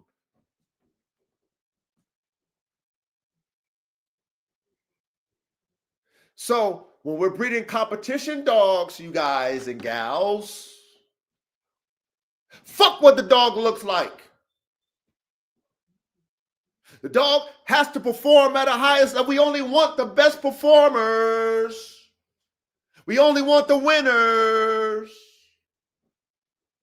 But you as an engineer, you got to know how to put it together. Okay? You got to know how to put it together. Can't be blinded.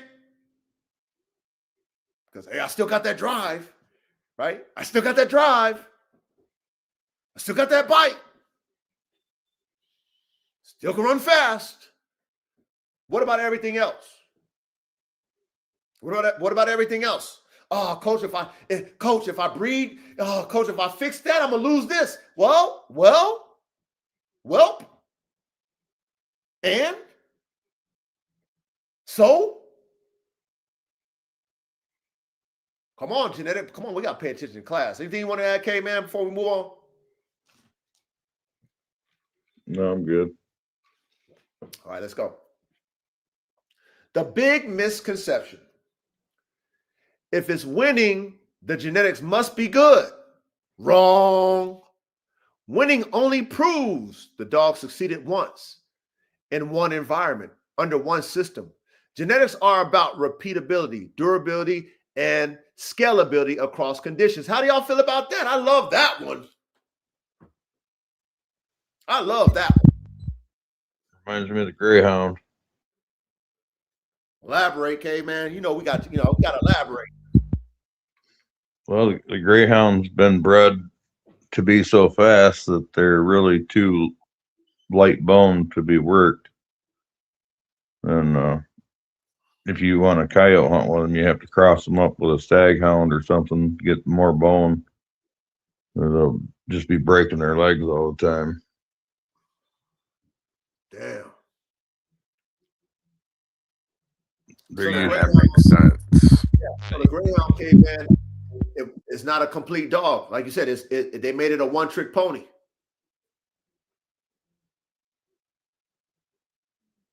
And it wants to do that task. The original Greyhound that does that run. Because it's already chasing the metal the metal bunny around the thing anyway. So it wants to do that, but it can't do it Not on the believe. rocky climate. Yeah, it needs extra bone and shit. Yeah.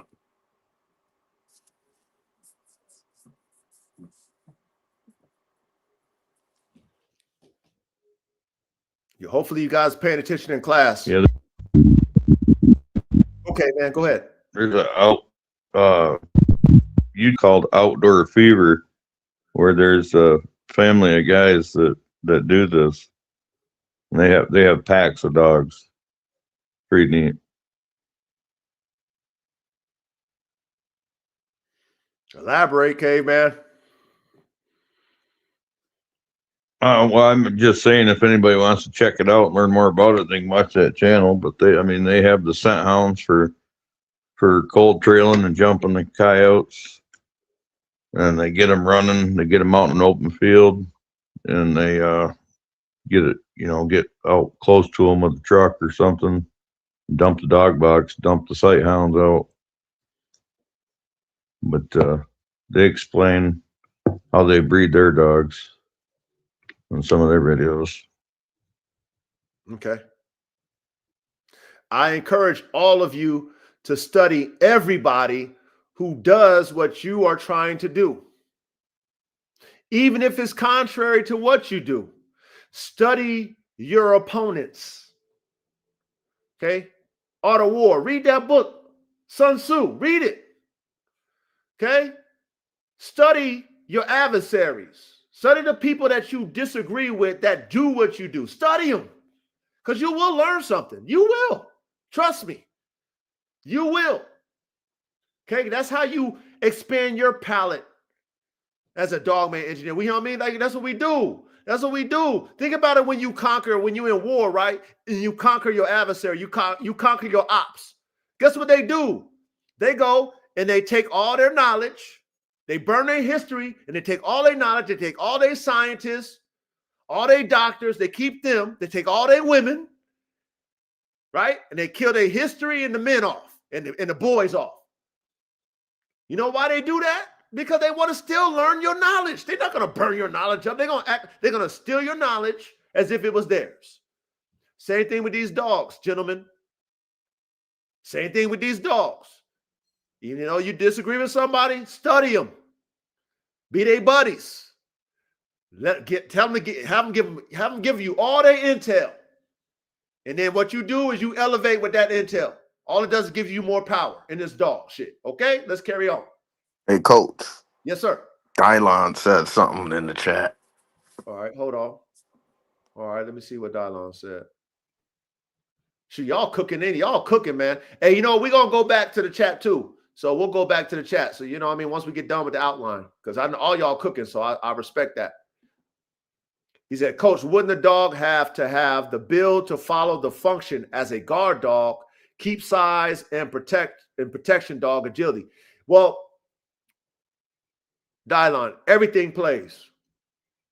Like K-Man was saying, like we talked about, you have to have balance in your whole concept of building that dog's frame.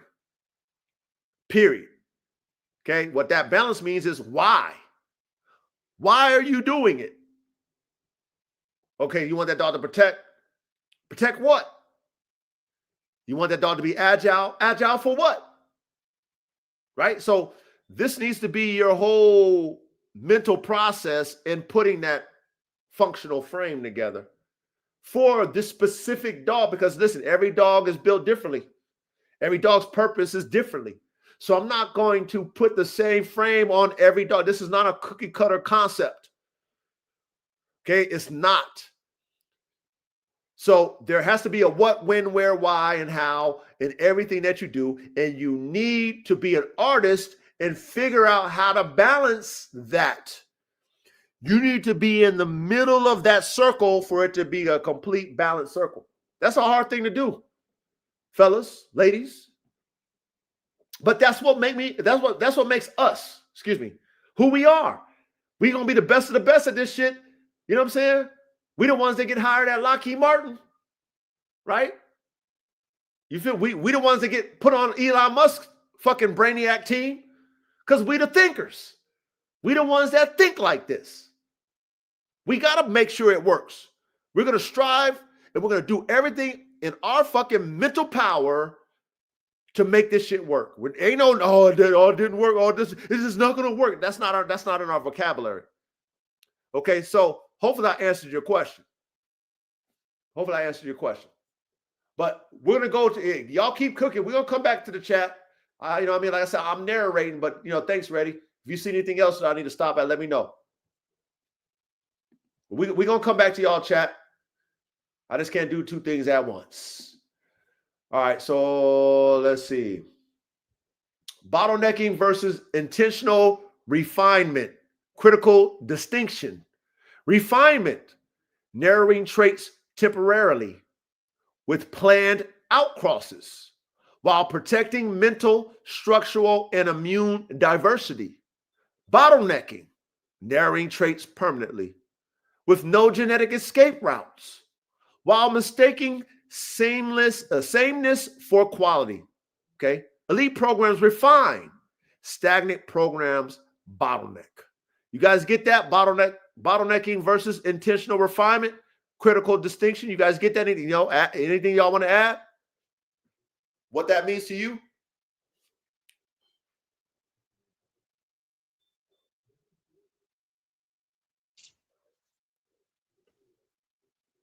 Yeah, kind of going along with his topic, guard dogs. When you bottleneck that defense drive, that's where you get those skittish dogs from. They're, the shy, hand shy dogs. And instead of matching up temperaments or selecting stable dogs, when you concentrate on the defense drive, that's what you end up with. You know what I learned? Okay, man, just from my own experience. So I remember when I was talking to Jackie from Buff Dogs, right? And I was buying on that Buff Dog DNA. And my favorite dog of the Buff Dog was this American Bulldog named Rocky. And she was warning me about Rocky's temperament. And she had a hate relationship for that dog. She didn't love that dog. She said that dog was a fucking problem. She said that dog's drive was just uncontrollable. Like the dog couldn't be around her kids. The dog couldn't be around any dogs. The dog didn't have no on-off switch, right? And she told me, if I breed that dog, because that's the dog I wanted, period. I wanted that dog. Grateful that she had straws. She said, do not breed that dog with another high drive dog. She warned me about that, right? Now, watch this. Me having Red Tiger JR, for example. Red Tiger. Rocky is Red Tiger's great-grandfather on his top side, okay? Now, I don't know all the other dogs, I don't know all the other dogs' temperament. I only know what Jackie told me about Rocky. Now, that on-off switch that Red Tiger didn't have, when I bred Red Tiger to my band dog bitch, Silver Bullet, and I bred Red Tiger to my American Bulldog bitch, Tigress, I see that mentality that Jackie was telling me about in Rocky. I actually seen that in Red Tiger Senior. No on-off switch. Like crazy drive. Now, he wasn't psycho like how she was saying that Rocky was, because she said that dog couldn't be around her kids, nothing. Like that dog was psycho like that. That dog wanted, she said it was psycho. But she warned me about that, right? So what she was telling me, what I'm telling y'all, the key to that is Silver Bullet, she has prey drive, right? But she wasn't psycho. She had an on-off switch. Tigress has a lot of prey drive, but she wasn't psycho, and she has an on-off switch. Now I look at these offspring, and them motherfuckers got that drive, but they got on-off switch. So they got that almost like psycho kind of borderline drive where it's like, yo, your shit's almost out of, You know what I mean? Like I was telling you about that freak I got that want to bite shit all the time. But I've been dealing with his mind to kind of cycle his mind down where like, bro, you ain't gonna bite me all the time. Yeah, it's been work. But at the same time, again, what I'm trying to tell you guys is what she told me I never experienced until I experienced it. And then when I bred it, okay, I would never breed a fucking psycho dog to another psycho dog. That's stupid as fuck. Okay? I didn't understand that concept until I seen it and then bred it a certain type of way and then figured out that, okay, I created an off switch where there was none. But I didn't have a psycho dog like she said. So be careful. What I'm saying to you guys is be careful matching same with the same. We talked about this last week. This is me speaking, coach speaking. Do not match psycho with psycho. Do not do it to yourself. Do not match high drive with high drive. Don't do it. The key to our artistry is balance. Balance is the art. Don't match same to same. If you match the same to same, that's no. You want balance. Okay? Trust me. Go ahead, K-Man. I say you need trainability with that drive. If you forget that in the mix, you're not going to be able to do much with it. It sounds cool. That's really what it does, y'all. Until you witness a dog like that in real life, it sounds cool. To see your dog with no on-off switch, to see your dog get stimulated, it's like a man that's just so horny he can't control himself. Okay? To see a dog that has his drive stimulated, that's like a man who's a fucking pervert that's horny for no reason. He just can't control his horniness. Okay? That motherfucking dog will fucking drive itself to death because it can't rationalize that, you know what? I can't get to what I'm driven for. So let me just chill. It's just so I gotta get it. That shit looks cool until you have a dog dead. Until you can't get that dog under control. So when you have experience in this dog shit that we talking about, and you experience these type of dogs where people, it's like almost like a nostalgia. When you talk about a dog with extreme drive, but you also talk about no on-off switch. When you experience that and you take L's from it, you don't want that no more. It has no more nostalgia to it. It doesn't intrigue you as a dog man no more. Matter of fact, you trying to breed again. Now I understand what she was saying, why she hated that dog. I hated the fact that my dog was so stupid that it didn't know. Bro, you can't get that fucking deer, you fucking idiot. The deer is gone. Dog has special needs. It's a retard. Well, he wasn't bred frames, brains, and motors. He was bred for phenotype. Exactly. There you go. But he's a dummy. Dummy. Dumb diddy dum dum dum diddy dum dum. Okay? So don't get caught up. Take the coach's word for this.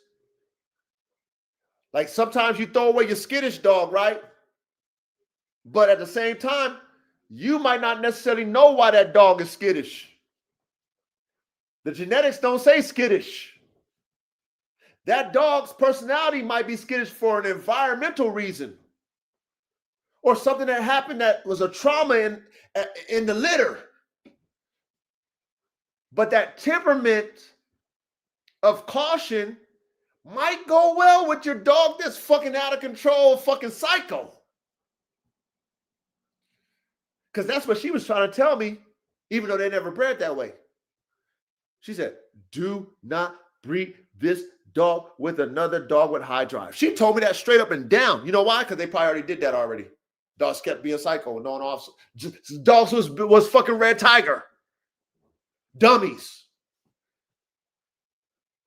So please, y'all, it's a thin line. Hey, we're practicing this shit now. We're not experts. We are practicing like doctors. Like I said, doctors practice medicine. They're not experts. Nothing is guaranteed when you go into surgery. I don't care how many surgeries you did. I don't care how many lives you done saved. Ain't nothing guaranteed. That's why it's always a practice. That's why when doctors fucked up, they call it malpractice. You ever heard that term before already? Malpractice? Yep. Medical malpractice. Yeah. Yeah. Yeah. Same thing with us as dog breeders. You can have some malpractice of your expertise. I don't care how good you were the past 5 breedings. You can cook something up and then something doesn't go right. Pay attention to class, y'all. Let's keep going. Bottom line, no sugarcoating. Genetic bottlenecking doesn't kill programs fast. It kills them quietly. By the time you notice, you've lost traits you can't name, capabilities you can't test for, a ceiling you can't raise. Okay? If you're serious about high performance dogs, your job isn't just to select winners, it's to protect optionality in the genome. Okay, y'all get that? Yeah. Anything you want to add before we hit the next phase? No, I'm good on that one. Yeah, I'm What good. about you, K-Man?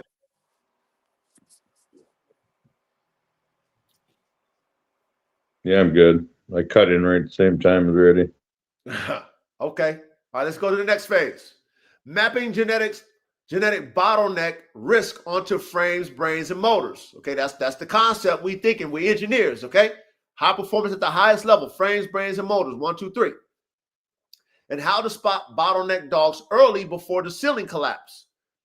She goes, your frames, brains, motors, FBM, shout out to her, she's so smart, model is exactly the right lens for this because bottlenecking never hits all 3 evenly. It sneaks in quietly, usually through one domain, then spreads. Let's break it down cleanly. Part 1, where do bottlenecks show up in the FBM, frames, brains, and motors, right? Number 1, frames, structure, durability, biomechanics. How bottlenecks creep into frames. Most programs think structure is easy to see, so they stop guarding it genetically. Bottleneck patterns. Reusing the same clean mover stud repeatedly, over prioritizing outline angles or size, ignoring load tolerance and recovery mechanics.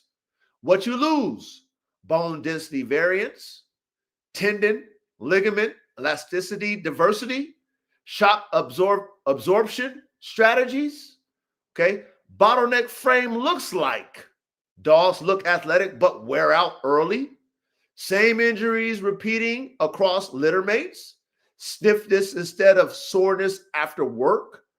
Dogs that move beautifully until intensity spikes. Early warning signs. Multiple young dogs with identical mirror weaknesses. Front assembly. Minor. Thank you, sir. Minor weaknesses, front assemblies, lumbar tightness, and carpal stress. This seamlessness isn't consistency, it's genetic narrowing. Anything you guys want to add to that? Ready, K-Man? When bottleneck shows up in the frame, brains, and motors, talking about frames first. Just breaking down it still has the look, but the structure isn't the same muscular structure as the first body type. It's like weak looking and malnourished looking. It's not an art piece anymore. The frame. We The talk frame. Yep. about. Okay. Now, okay, so when you say the art piece, ready? It's like weak. It's like a weak body type. Okay. Mm-hmm. It looks malnourished, like broken, like Now, unassembled. Like, yeah, it's like well, it's not complete. What you say is not not complete. okay. Now what she's telling us too. Okay, I want to elaborate on what you're saying. Okay. Now, a lot of people might see this assembly and they'll focus on a size of a dog or a certain angulation. However, based off of what you see, you know the mechanics of all those things that you see, you're not paying attention to because you're not testing that frame. And why you like the size of that frame? Does it make sense in the performance?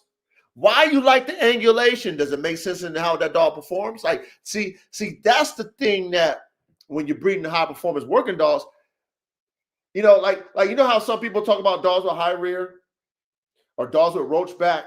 Yeah. Dogs, like they talk about all these structural things, right? But they talk about it from what they want to see versus how that perform. Well, maybe that dog needs to have a roach back.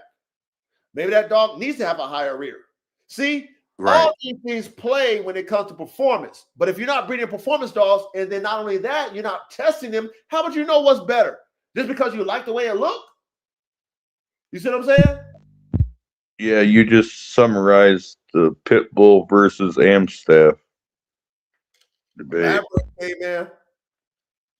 I mean, you just did. Yeah, they selected the Amstaff because they liked the look of the heavier, beefier bull terrier style dog, and they lost the performance.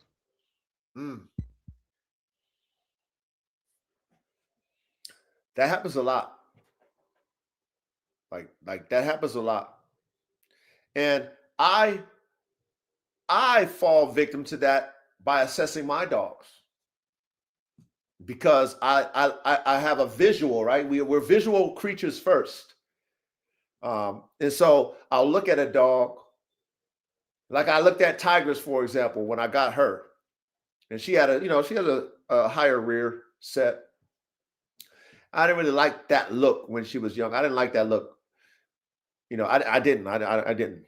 But what I was able to observe, because I like performance dogs, I saw that didn't stop her performance. I mean, she has she has strong rear. She's fast. She has those extreme fronts like the bulldog. I don't like how her elbows is. She don't have tight elbows because she's too extreme in the front. But man, that bitch is powerful with that fucking rear that's higher that I like. Powerful, strong. You know what I mean? So it didn't hinder her performance, even though I didn't like the look. See what I'm saying? So these are the things that us as high performance working dog engineers, performance trumps all. It's hard for you and me to get a perfect dog that has the wow factor, but even more of a wow factor in performance. That it's damn near impossible for that dog to look, just like I said, think about your athletes and how they're superior athletes. There's very few athletes that are superior that fucking look handsome too. Bodies are handsome, look handsome. It's damn near a give and take, you know what I'm saying? And you got to accept that with your dogs. All right? Let's go to number 2. Hey, coach. Go ahead. Insane Honey Badger said something in the chat. Okay, hold on. Let me see. Okay, I see it. Did y'all say the pitbull community is selecting mastiffs in breeding? What's GM mean? Good night, y'all boys. What? I didn't say anything. Did I say anything? Did I miss something? Oh, we didn't say nothing about that.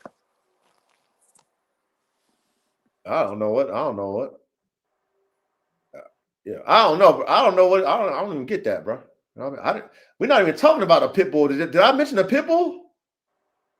Insane honey badger. Did I mention a pit bull? Did I mention a pit bull? Nah. No, they just being funny, coach. They just being funny. Damn, insane honey badger. I don't know if I didn't even say that. Damn. Okay, let's keep it moving, man. I didn't say that, brother. This ain't even about pit bulls, bro. Oh man. So, hey, but thank you for showing up. I think that's the first time you ever came to the show, man. Hey, insane honey badger, you don't want to leave this show, brother. If you like dogs and you like high performance dogs, I don't care what you breed. Pit bull, mastiff, Malinois, crossbreed, mixed breed, whatever. This is the classroom you want to be in if you're doing high performance dogs, because this goes with any breed that's built for high performance. But I didn't say nothing about it. Dylon said he's talking about the pit Amstaff comparison. If they're using Mastiff, it's a band dog. No, but nobody said anything about a mastiff. Yeah, that's the thing, Reddy. Like nobody said nothing about a pit bull, no mastiff tonight. Like I didn't hear that. Yeah.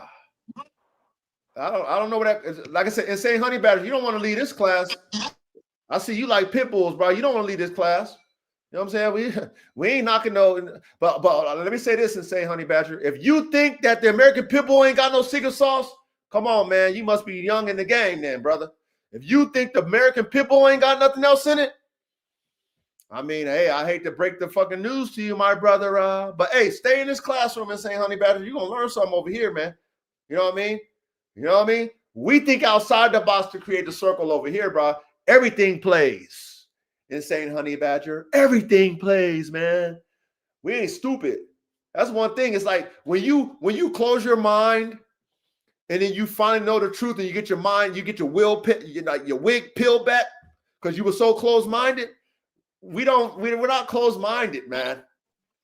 Everything plays. Okay, so Coach, 416, he talking about when Caveman said bull mastiff, but he's not talking like, I think he was more so talking like, not, I don't even think he said mastiff. I think he just said the mastiff type. I think that's what he said.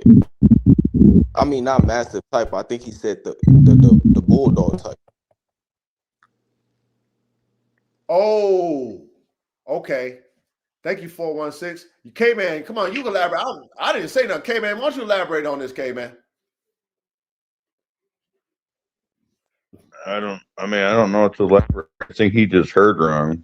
I said Amstaff. I wasn't talking about see, any that's other. what I'm saying. Like he said, that's what I meant. Like he said like the Amstaff, but like he was talking about the bull, but he was like the bull. So like I think he took it as mastiff and not Amstaff.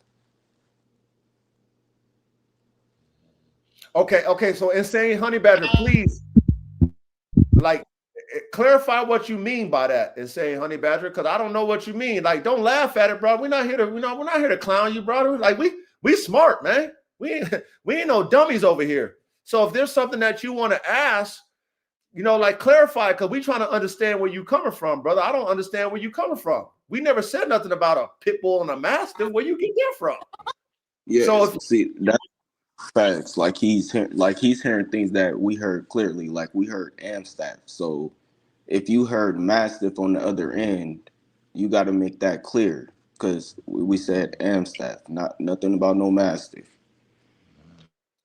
yeah, and it's not to downplay you, insane honey badger. Please don't take what we're just trying to figure out what you're saying, because I would love to answer it.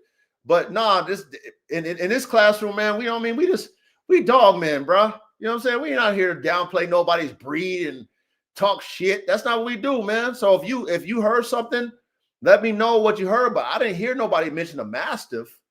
Like, we talk about genetic bottleneck. We're not talking about no specific breed. So I just wanted to clarify that, man. That's all.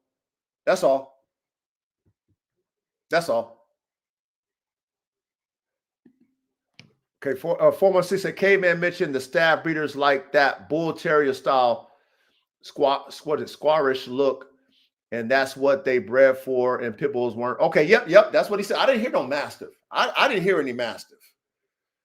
Okay, I didn't hear no mastiff. All right, let's carry on. Okay, so hey, insane honey badger, we not knocking you, brother. You ain't gotta leave. Why would you leave? Come on, man. Come on, man. Why'd you leave, man? We over here. You can talk that talk over here. Shit, we ain't gonna knock you for saying what you saying. You know what I mean? But we're not talking about Mastiff and pit bulls. That's not what this class is about. This is for any dog breed, especially high performance dog. That's all we're talking about. Working dogs at the highest level. Let's carry on. Thank you, Ready, for showing that. You know what I'm saying? So stay in the classroom and Insane Honey Badger. You know what I'm saying? You a dog, man. I think you know what you're talking about. Let's keep it going. All right. So did we do the brains or no?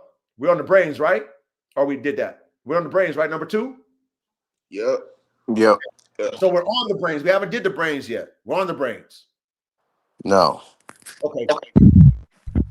Frames. Okay, cool. All right, cool. All right, here we go.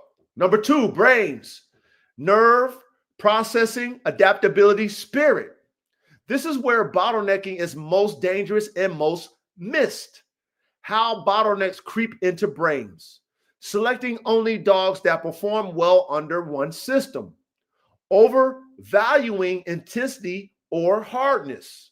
Line breeding on dogs that never quit without asking how they cope. What you lose. Stress processing variation.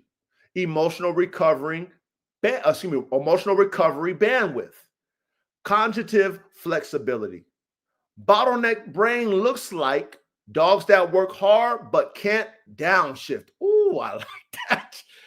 Same stress behaviors across the litter. Vocalizing, spinning, handler dependency. Dogs that hold it together until they don't. Critical insight.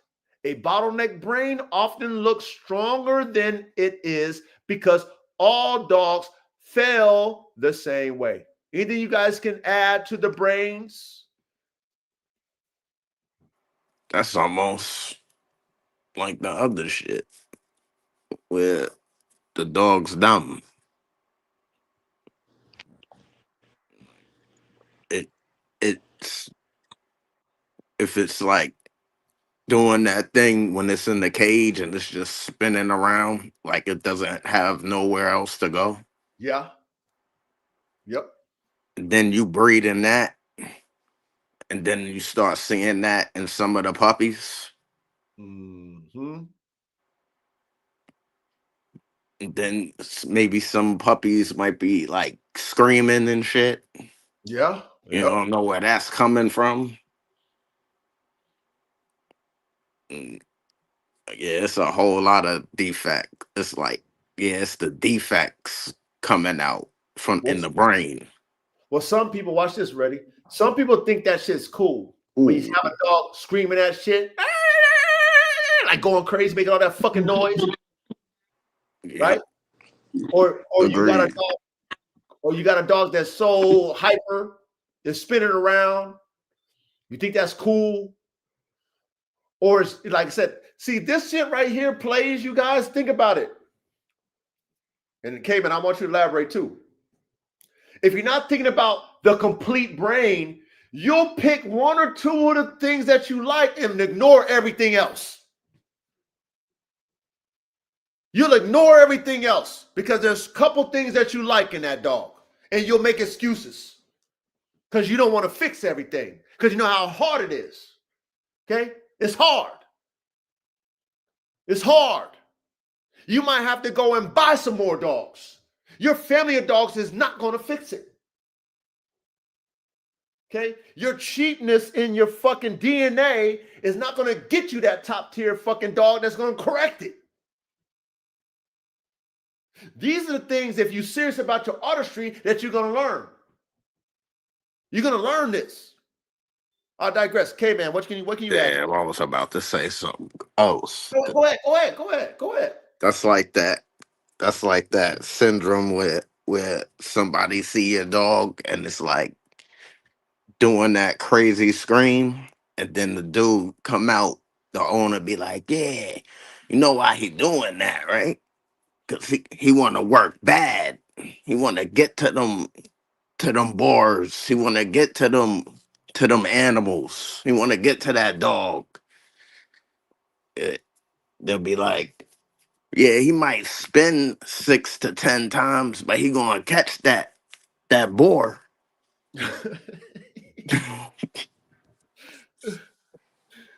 Like crazy shit. Yeah. Yeah.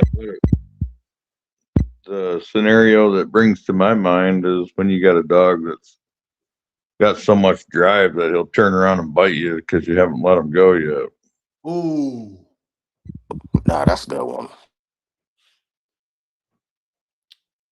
You might think that's cool too.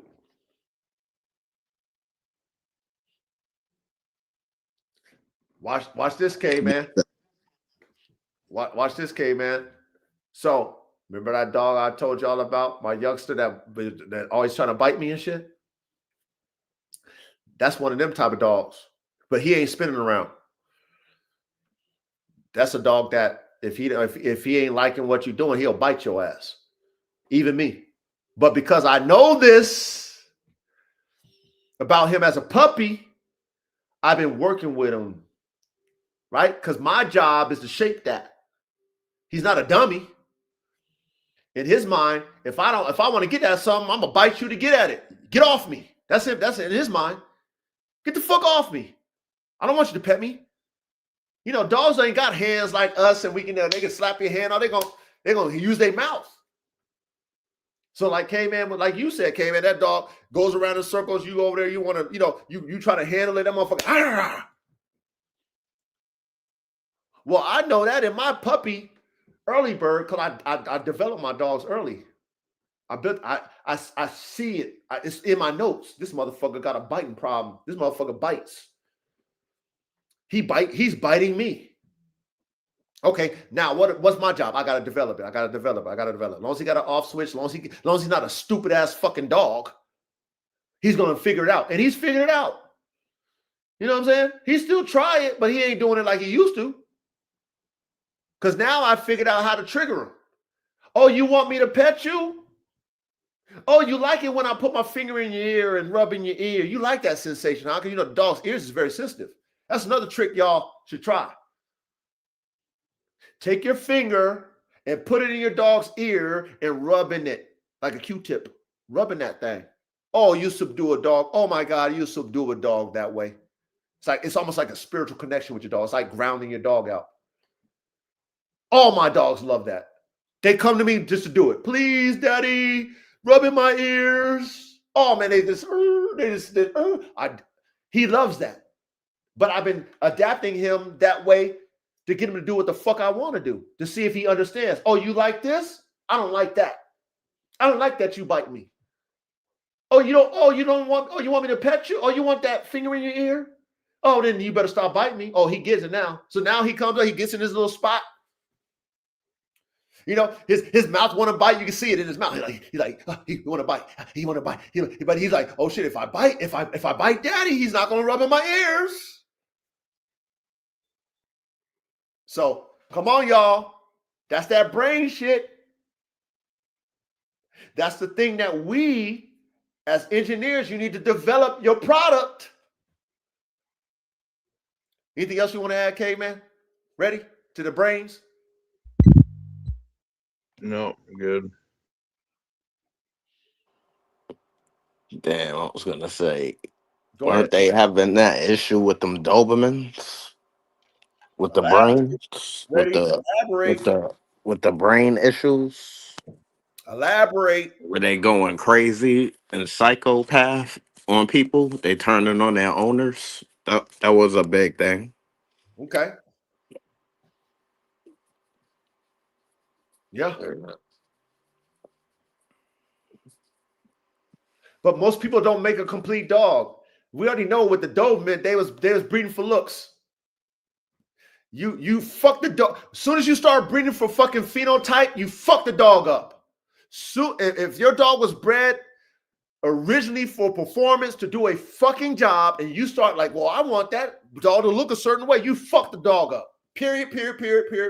If you not performance-based focused as the original source was, you fuck the dog up when you shift and you try to blur phenotype with fucking performance. You fuck the dog up. Because when you were the originator of that sauce, like Louis Doberman was, and he was mixing all these dogs, it was all strictly for a job.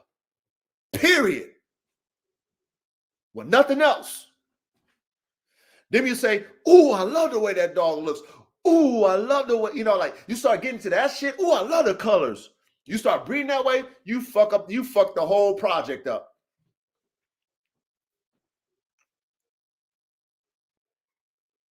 And if you breeding for that, of course you're gonna not worry about the brain of the dog. Because if I add something to fix the brain, I'm gonna fuck up the fucking phenotype. I don't want to sacrifice the phenotype for the brain to get fixed. So we'll ignore that. That's what they did with the Doberman and all these other dogs. So the Doberman will never be fixed until somebody re-engineers it, like we talked about. I digress. Anything else you want to say? Ready on that one? Or you hit it? No, I'm good. Okay. Now it says part 2, how to spot bottleneck dogs early, 8 to 20 weeks, 12 months. Okay, early pups, 8 to 12 weeks. Watch for uniformity. Red flags. Whole litter reacts the same way to novelty. Same confidence level. Same frustration style. Healthy diversity. Some bold explorers. Some thinkers. Some social glue dogs. Uniformity equals reduced neurological options. Have you ever heard of that one, y'all?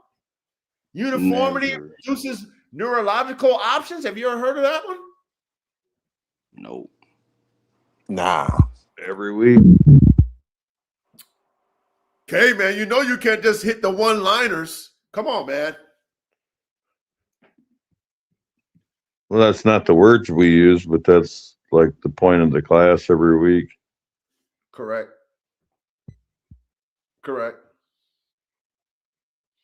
Exactly the point of the class. Okay.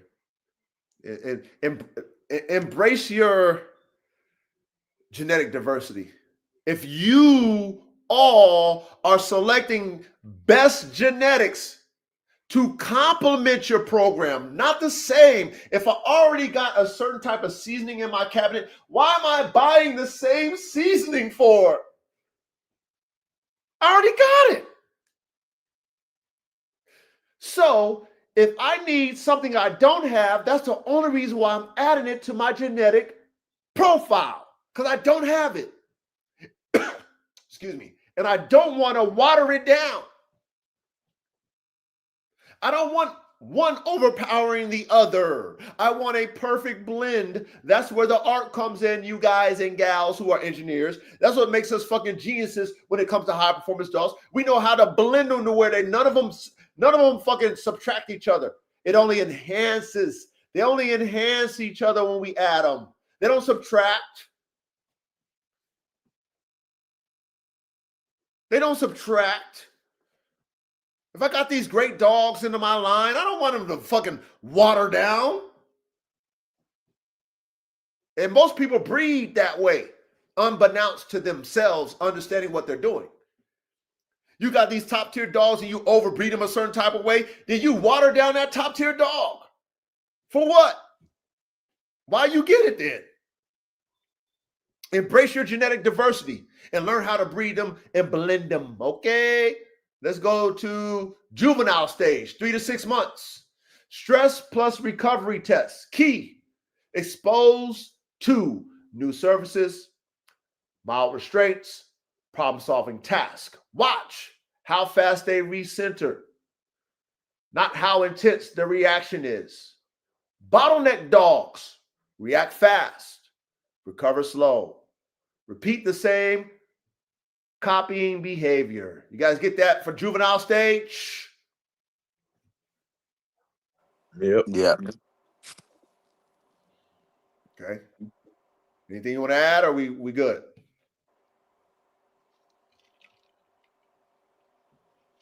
Nah, I'm good on that one.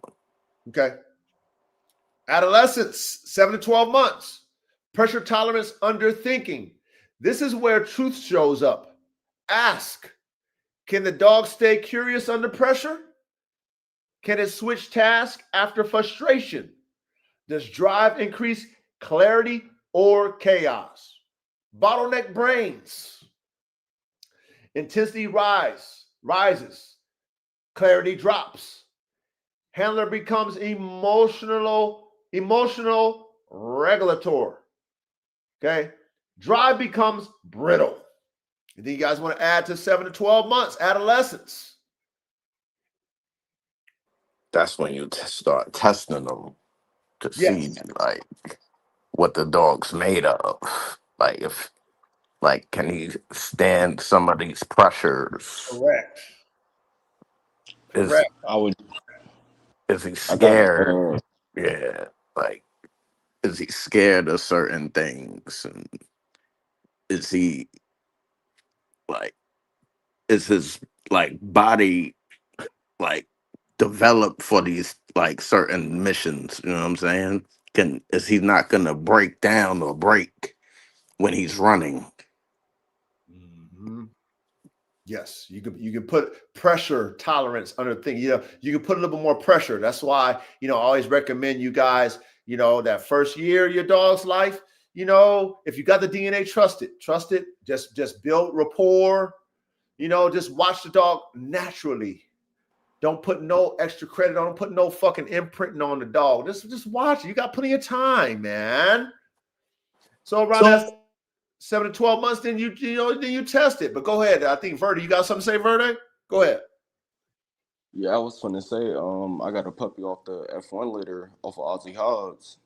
He's approaching 6 months old, but I didn't want to, like you said, build bond with the dog first. But I did want to see if I could see a little bit of traits. So, I put him on the treat not too long ago. Just threw a few treats on the floor, nothing too much, but just the little signs and the traits he was showing me was just like, oh yeah, when you turn a year old, I'm gonna be able to put pressure more on the brain, pressure on the body, and just imply pressure more on commands and methods to see what he can really do. And see if he gonna be able to surpass his father. But like I'm gonna keep it 100. His father though, even his father, I'm still testing him. So like you say, always take notes, always do your research and just make sure you're writing this shit down for real, and plan as you go. Cause I could say Pluto can surpass his father at a year old, but Ozzy Hobbs could show me some shit at 3 years old that I could be like, okay, now I got to work towards this. It's a whole, so you always got to plan as you go. Keep the diversity alive, and like you say, if you see something that you need to add, go ahead and add it. Don't be bottlenecked. Period.com. Period.com. All right. But the thing is, like I said, for us, think about it like your son. Think about like you a father, right? That wanted to be in the league. And you've worked hard to be able to provide your children with the opportunity to be what you couldn't be. Even though you're going to put them in those situations, you know that you don't want to break them mentally. You know you don't want to break them physically. So all the things you've learned in your process, even though you didn't make it, you're going to make sure that they get put in enough situations to give them an introduction to it, but not make them hate it. Give them an introduction to it, but not break them down. Okay? Yeah, sure. This is what we need to be aware of when we're dealing with our animals. Same thing, like your kids. Same thing. Don't get overzealous because of genetics. Don't get overzealous because you know you got a Ferrari. Don't get overzealous because you know you got a Lamborghini. When you get that fucking manual, when you buy that fucking $250,000, $300,000 car, they tell you it's a break-in period. Same thing with your fucking dogs. Pay attention in class. Part 3. FBM, bottleneck red flags. Quick checklist. Frame red flags. Repeating injuries across siblings. Early joint stiffness. Narrow range of movement styles. You guys get that for the frame red flags? You guys get that?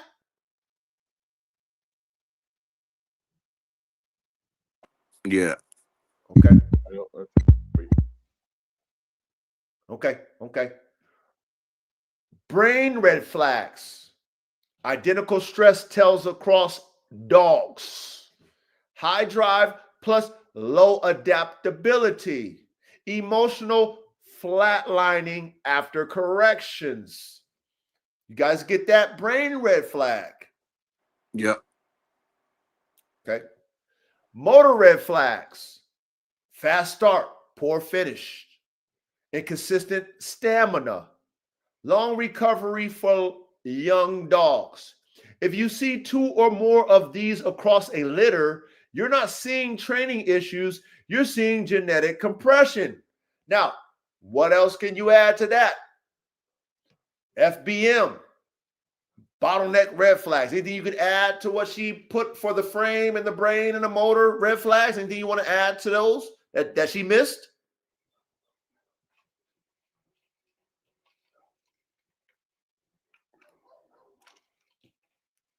Not really. She covered it pretty good. Okay.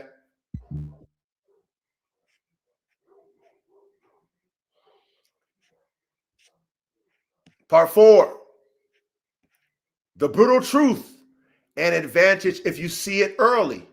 Most people try to train around bottlenecks. Elite programs detect them early. Adjust breeding, not handling. Preserve diversity inside the performance envelope. Your FBM framework, which is frames, brains, and motors, by the way, gives you an edge because frames protect longevity, brains protect scalability, motors protect output. Lose diversity in any one, and the other 2 will pay the price. Do you guys get number 4? Can you guys And I like how she broke that down too. She broke that down so cold. Anything you want to add to that? Because she hit it. I like the frames protect longevity. Me too. And Me the too. the brains protect scalability. Yeah, that makes sense. Makes a lot of sense. Yes, sir. Motors protect output. Yeah. Yeah. Yeah. You heard what she said about, hey, fellas, you heard what she said about my FBM framework? Gives you an edge. Hey, yeah. Nah, she's on it, man. This is fellas, engineers, y'all smart ones, y'all smart dogmen. This is why there's no classroom like this but ours. Okay? Because I teach you guys to think complete. I teach you guys to think that everything plays. And we don't know shit until we test it. And just because I got it wrong, just because Chris, you got it wrong, Reddy, you got it wrong, 416, you got it wrong, Bulldog, you got it wrong, all of us, just because we got it wrong don't mean that it can't be right. Doesn't mean that it can't be right. That's why it's a power to be over here, because all of us got something on the table. Excuse me. All of us can try. All of us can fucking figure it out. And guess what? You can come to the table like, Coach, look, remember when you remember you was trying to do that? Look, I did it this way. I got it. Thanks, Reddy. Thanks, Chris. Thanks, 416. Thanks, Food for Life Dogs. This is the power of what we bring to this table. Because everything fucking plays. Okay? Ain't nothing new under the sun. And if we're not pushing each other to fucking make these dogs great, then it's never going to be great. We always going to be stuck in a box. You can't do that. There's no such thing as that. There's no way. Come on, man. There would be no breed of dogs if people thought like that. All these different fucking hundreds of breeds would have never existed if we were all thinking like most of these fucking dumbass motherfuckers who think in that box. That's not us over here. Okay? Frames, brains, motors. Put yourself in the middle of each of those categories so that you can be the balance in between that circle. And cycle through it all. And it's going to be hard, y'all. It's hard. You might have to break your whole dog program down. It is what it is. It is what it is. So what? That's why we love doing. That's why we love what we do. Because we like breaking shit down a bit. We love the breakdown. We love the process. Oh, it didn't work. Break it back down. Oh, I got beat. Break my whole program down. Break it all the way down. Fuck it. Oh, I thought I had the fucking best program. I need some more DNA. Let me go spend some money and add some more DNA in my shit. You know what I'm saying? Like, what? That's the fun of it. That's what I love about it. You should love the same thing, because that's how we keep elevating the shit, make better dogs, make stronger dogs, and faster dogs, healthier dogs. Come on, man. Come on, y'all. This ain't fucking rocket science, but it is damn near low key. Low key is damn near rocket science, because we always pushing the bar. Here we go. Bottom line. Bottom line. Bottleneck dogs don't fail early. They plateau early. And plateaus are always genetic before they are training. Okay, you guys get that? Yeah. All right, let me digress my screen. Hey, chat, man, I'm gonna go slide through the chat. I'm gonna slide through the chat, man, because I know y'all was over there cooking them up, cooking them up.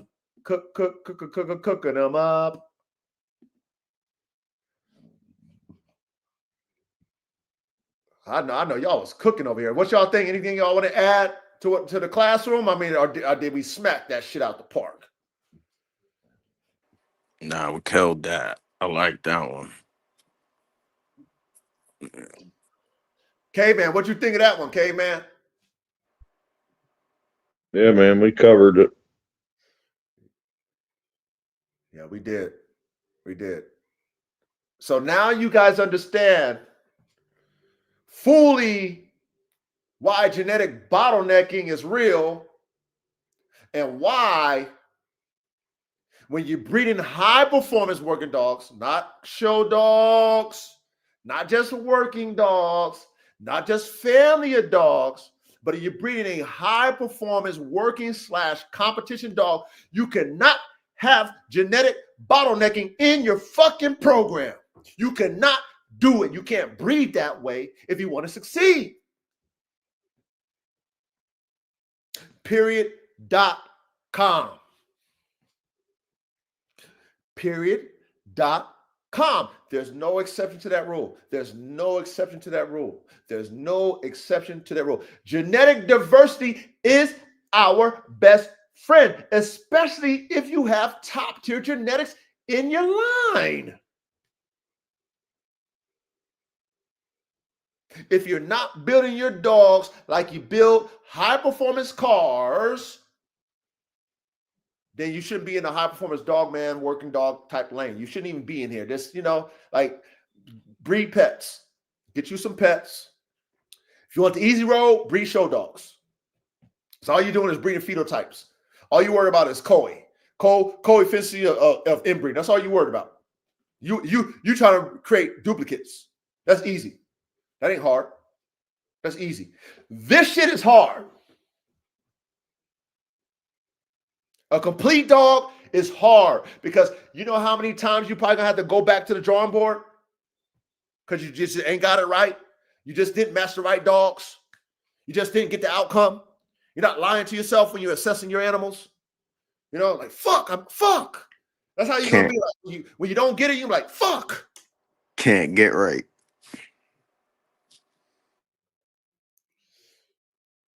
You can't lie to yourself when it's performance based.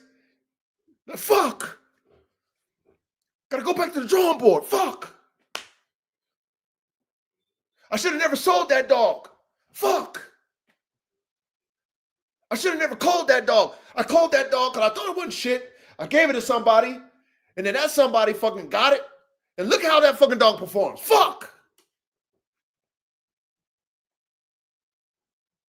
Or I sold a dog that wasn't shit to me, and then my partner got it, and then me and my partner is kind of two in the same, how we think, and then my partner's like, well, fuck, I fucking got it from you, but fuck, you don't want to breed, I'm breeding, and I breed, then he breeds it, and then he producing better dogs than I'm producing. Fuck. Like that's how real it is when you really are dealing with high performance working dogs. It is a lottery. Nothing is guaranteed. And if you're not an engineer, then you're never going to test everything because you're not an engineer. You're not. Because if you're an engineer, we test everything. We test all the theories. We try over and over and over and over and over and over again until we get it right. That's what we do. That's what we love.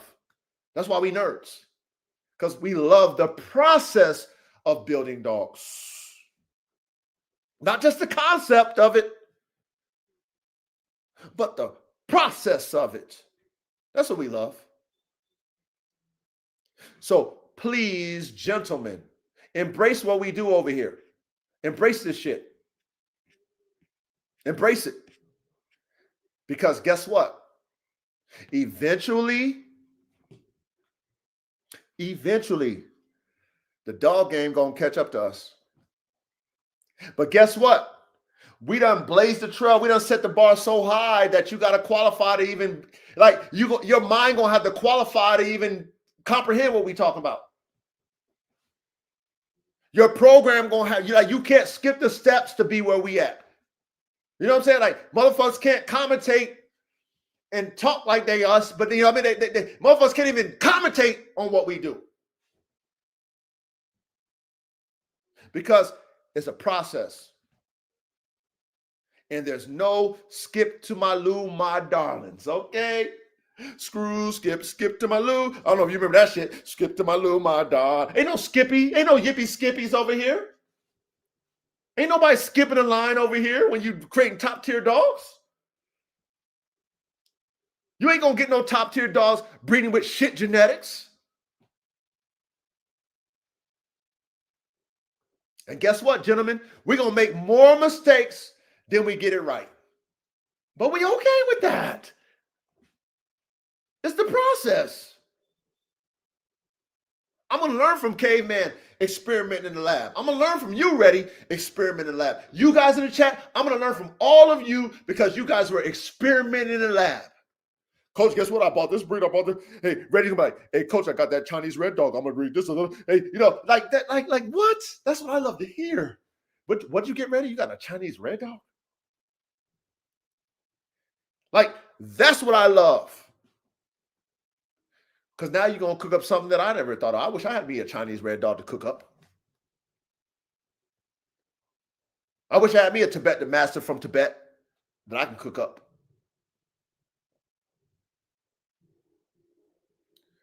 So stay encouraged, gentlemen. Okay, man, got kicked out. Hold on. Caveman, you back? Yeah, I don't know what happened. I don't know. You know how it goes. We on the internet, man. You know what I'm saying? We on the internet. But gentlemen, okay, anything y'all want to add? You know what I'm saying? Anything y'all want to say? Shit, I was gonna say, if dog don't got no brains, the motors will run the frames to death, and there's no longevity in that. I digress. No on or off switch is a death sentence for your dog.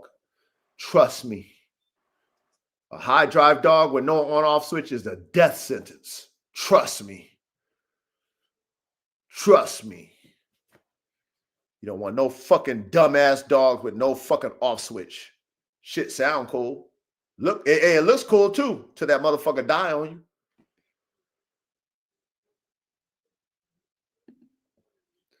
Facts. Diversity is strength when you don't breed for the facts. Man, Formula One. I build my program. That's why I'm Formula One canines. Study Formula One racing. Y'all got Netflix? Go watch the Formula One series from fucking season 1 all the way to current. Okay? See how they build cars. See how much money and how many smart motherfuckers is involved in that fucking top tier racing program. If you're not thinking like that with your fucking dogs, you ain't never gonna have the highest level dogs. Never. That's how the coach think. That's why nothing's off limits to the coach. That's why the coach says, got DNA I do. I spent the money on the DNA. I got all kind of semen in my fucking sperm bank, all kind of different dogs. I got all kind of different breeds of dogs because I believe in diversity. I believe in the ancestors who mix different breeds to create their breed of dog.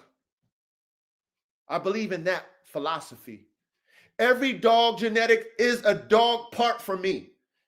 Just like if I had a parts department and had all these different parts for all these different cars.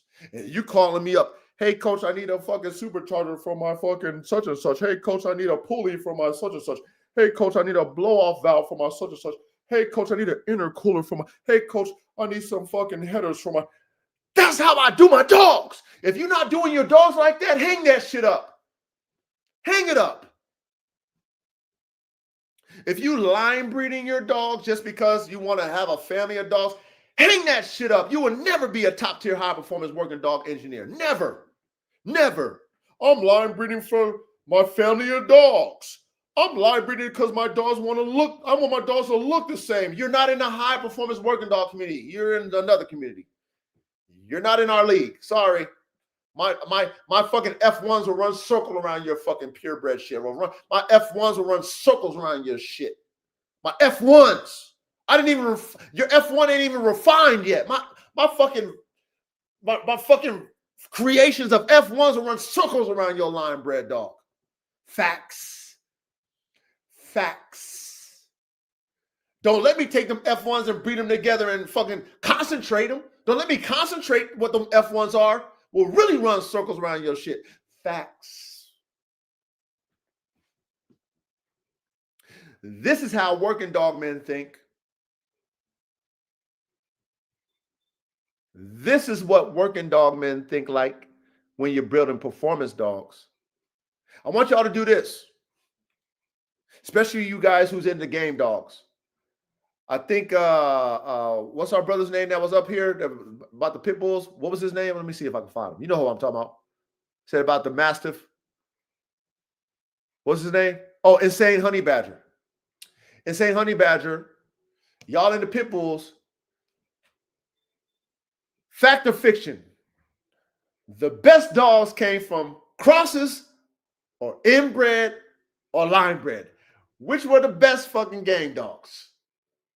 Crosses, line bred, or inbred? Riddle me this, riddle me that. Okay? Y'all do your research to find that out. Okay? We already know the answer to that. But think about that. If I'm breeding competition dogs in the game world, and I got a family of dogs, riddle me this. And all I got is my family. Then I'm competing against an opponent, an op, and his dog is better than mine, but it's not a part of my family. Now, I ain't stupid. I'm not my competitor. Let's say me and that person, my opponent, we got a rapport. And I'm like, yo, good game, man. I thought my shit was a shit, but you won. Good game. Y'all cool, right? Y'all, friendly competition. It's love. Hey, man, you know what? Man, you got some great dogs, brother. You know what I'm saying? Pride is out the window now. You accept your defeat humbly, right? Because that's what we do. We men. Sometimes you win, sometimes you lose. Nobody goes undefeated. It sounds good. Okay, sometimes you do, but sounds good. That means you're picking your fights. But if you're going for the best fights, nobody goes undefeated. Watch this. You say, hey, brother, hey, I would love to, get one of your dogs, man. I never seen that. I thought I had to, but oh, cool, man. I got a litter. Boom. Now you get that whole different dog, different than your family of dog. Then you breed them, and then this is your first time doing this because you got your head smacked. You humble.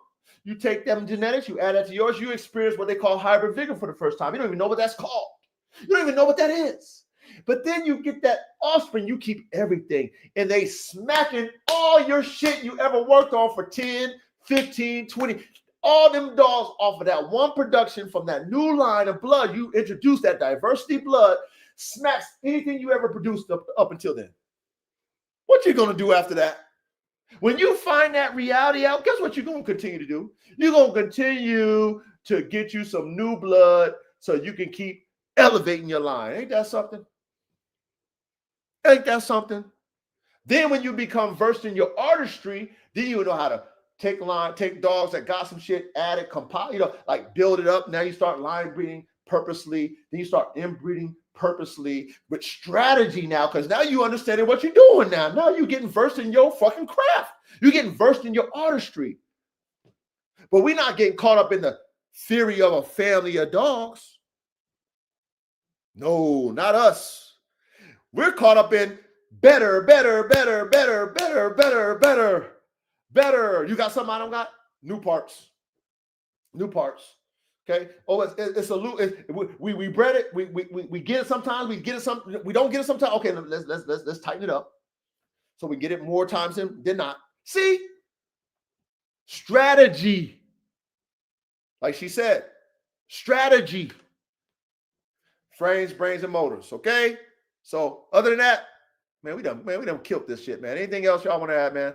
Anything else y'all want to add? Anything else? Nah, I'm good. I guess that's it.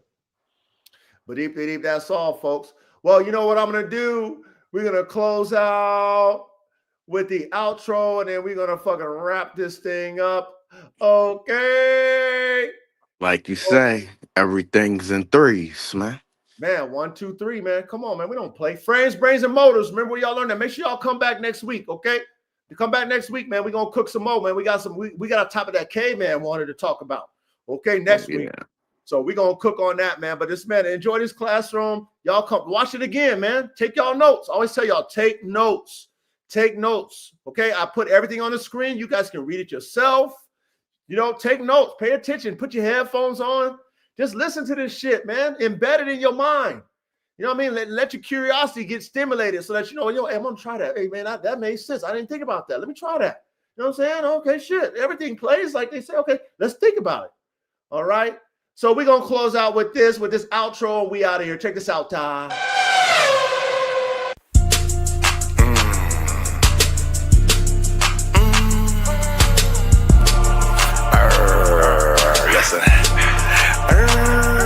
Listen, do some work. Why? Do some work. Why? Do some work. Do some work. Get some blood on your shirt. Do some work. Get some blood on your shirt. Do some work. Get some blood on your shirt. Do some work. Get some blood on your shirt. Do some work. Get some blood on your shirt. Take off your skirt. Yeah, don't flirt. Get it in. Yeah, it's time to win. Yes, it's time to get up. Yes, it's time to win. Yes, free from sin, born again. Do some work, get some blood on your shirt. It's so frightening, it's exciting. When I get it, then it strikes like lightning. Electricity, do some work. Don't be afraid to get blood on your shirt. Yeah, sometimes it hurts, but I guarantee it works. Ooh, don't flirt, don't wear a skirt. Be a man, please understand. It's time to work, it's time to do additions. It's time to work, it's time to go on missions. Stay in tune with the God, fuck the squad. If you ain't in tune with us, yeah, I go solo, don't you know though? So 100 Nation, that's for sure though. I do the work, I get the blood on my shirt, oh my God, yes it squirts. But I let it release, I get the peace. Oh my God, I slay them devils, rest in peace. Till they lay down and deceased. And do some work, get some blood on your shirt. I don't acknowledge no shit that is fake. I can't stand police niggas, they're jakes. Yes, you cannot relate. Sometimes you do the math that doesn't equate. Oh my God, heaven's sakes. Oh my God, what the hell, yeah. What's the smell? I don't smell shit, cause you don't know how to do nothing. You don't know how to do it. Nigga, quit, forfeit, lay it down. Shh, don't make a sound. Yes, I'm profound and I get it in. Yes, we want to win. I said, do some work, get some blood on your shirt. It's a soldier's life, nigga. Blood on your shirt. Fuck all the laughing shit. Fuck all the flirts. Fuck all the play shit. Fuck all the skirts. We not feminine. We not like women. We like men. We get it, then we born again. Stop that shit, please. stop that shit. Do some work and get some blood on your shirt. Don't make me shake you up, don't make me wake you up, don't make me slam you down, lay you to the ground. Shake you up, take the bitch out of you, lift you up, take the bitch out of you. I pursue to take the bitch out of you. I pursue to take the bitch out of you. Ladies, don't be afraid. Fuck these niggas, don't be they slave. Yes, they'll take you down to the grave. Listen, bitches, don't be they slave. Fuck with a king, be a queen. Come through, move like a machine. Stay mean and stay clean. Look up in the sky, yes, have a dream. Martin Luther King, the God that flows through me. Yes, they call me T-E-E-S-I-R-E-T. Sire, oh, I'm on fire. Lightning strikes, I ain't no liar. I speak the truth. 1, 2, 3, 4, 5, 6, 7, 8, 9. Press rewind. 1, 2, 3, 4, 5, 6, 7, 8, 9. Press rewind. Yes, it strikes through the spine.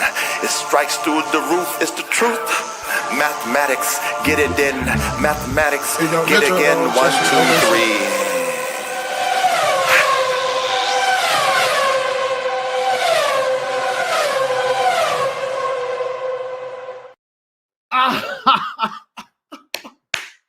Yeah. Come on, fellas. Nah, that joint's fire, man. Come on, man. No classroom like ours, man. Appreciate all y'all. Appreciate all you guys, man. All you guys are smart. All you guys are freaking bringing something to the table. And I'm grateful for every one of you. Every one of you. Okay? So be here next week, man. Come on, man. This classroom, let's build this shit up for only the smart motherfuckers. The dummies, they just keep the dummies in the back, okay? Because they still want to watch. But at the end of the day, all the smart dog men, this is where we belong. This is where we belong, man. We're going to keep elevating this shit. Elevating this shit, okay? That's a fact. We out of here, man. Shit, fuck. We just drop, man. We out of here for this shit. Word, salute, yeah. Salute y'all. Peace. Till next week. Word, peace. Next time. Salute. Wow.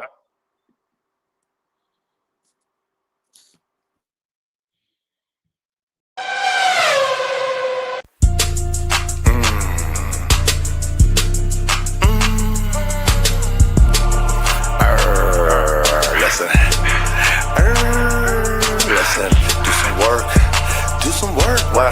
Do some work, why? Do some work, do some work, get some blood on your shirt. Do some work, get some blood on your shirt. Do some work, get some blood on your shirt. Do some work, get some blood on your shirt. Do some work, get some blood on your shirt. Take off your skirt, yeah, don't flirt. Get it in, yeah, it's time to win. Yes, it's time to get up, yes, it's time to win. Yes, free from sin, born again. Do some work, get some blood on your shirt. It's so frightening, it's exciting.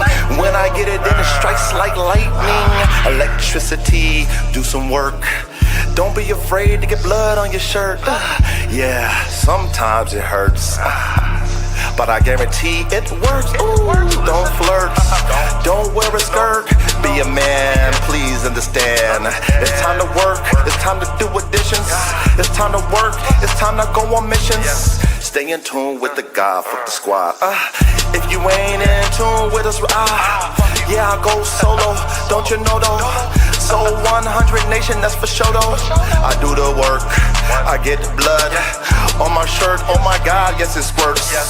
But I let it release, I get the peace. Oh my God, I slay them devils, rest in peace. Till they lay down and deceased. And do some work, get some blood on your shirt. I don't acknowledge no shit that is fake. I can't stand police niggas, they're jakes. Yes, you cannot relate. Sometimes you do the math that doesn't equate. Oh my God, heaven's sakes. Oh my God, what the hell, yeah. What's the smell? I don't smell shit, cause you don't know how to do nothing. You don't know how to do it. Nigga, quit, forfeit, lay it down. Shh, don't make a sound. Yes, I'm profound and I get it in. Yes, we wanna win. I said, do some work, get some blood on your shirt. It's a soldier's life, nigga. Blood on your shirt. Fuck all the laughing shit. Fuck all the flirts. Fuck all the play shit. Fuck all the skirts. We not feminine. We not like women. We like men. We get it, then we born again. Stop that shit, please. Stop that shit. Do some work and get some blood on your shirt. Don't make me shake you up. Don't make me wake you up. Don't make me slam you down. Lay you to the ground. Shake you up. Take the bitch out of you. Lift you up. Take the bitch out of you. I pursue to take the bitch out of you. I pursue to take the bitch out of you.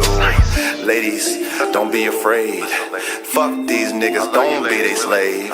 Yes, they'll take you down to the grave. Listen, bitches, don't be they slave. Fuck with a king. Be a queen, come through, move like a machine. Stay mean and stay clean. Look up in the sky, yes, have a dream. Martin Luther King, the God, it flows through me. Yes, they call me T-E-E-S-I-R-E. Sire, oh, I'm on fire. Lightning strikes, I ain't no liar. I speak the truth. 1, 2, 3, 4, 5, 6, 7, 8, 9. Press rewind. 1, 2, 3, 4, 5, 6, 7, 8, 9. Press rewind. Yes, it strikes through the spine. It strikes through the roof. It's the truth. Mathematics, get it in. Mathematics, get it in. 1, 2, 3.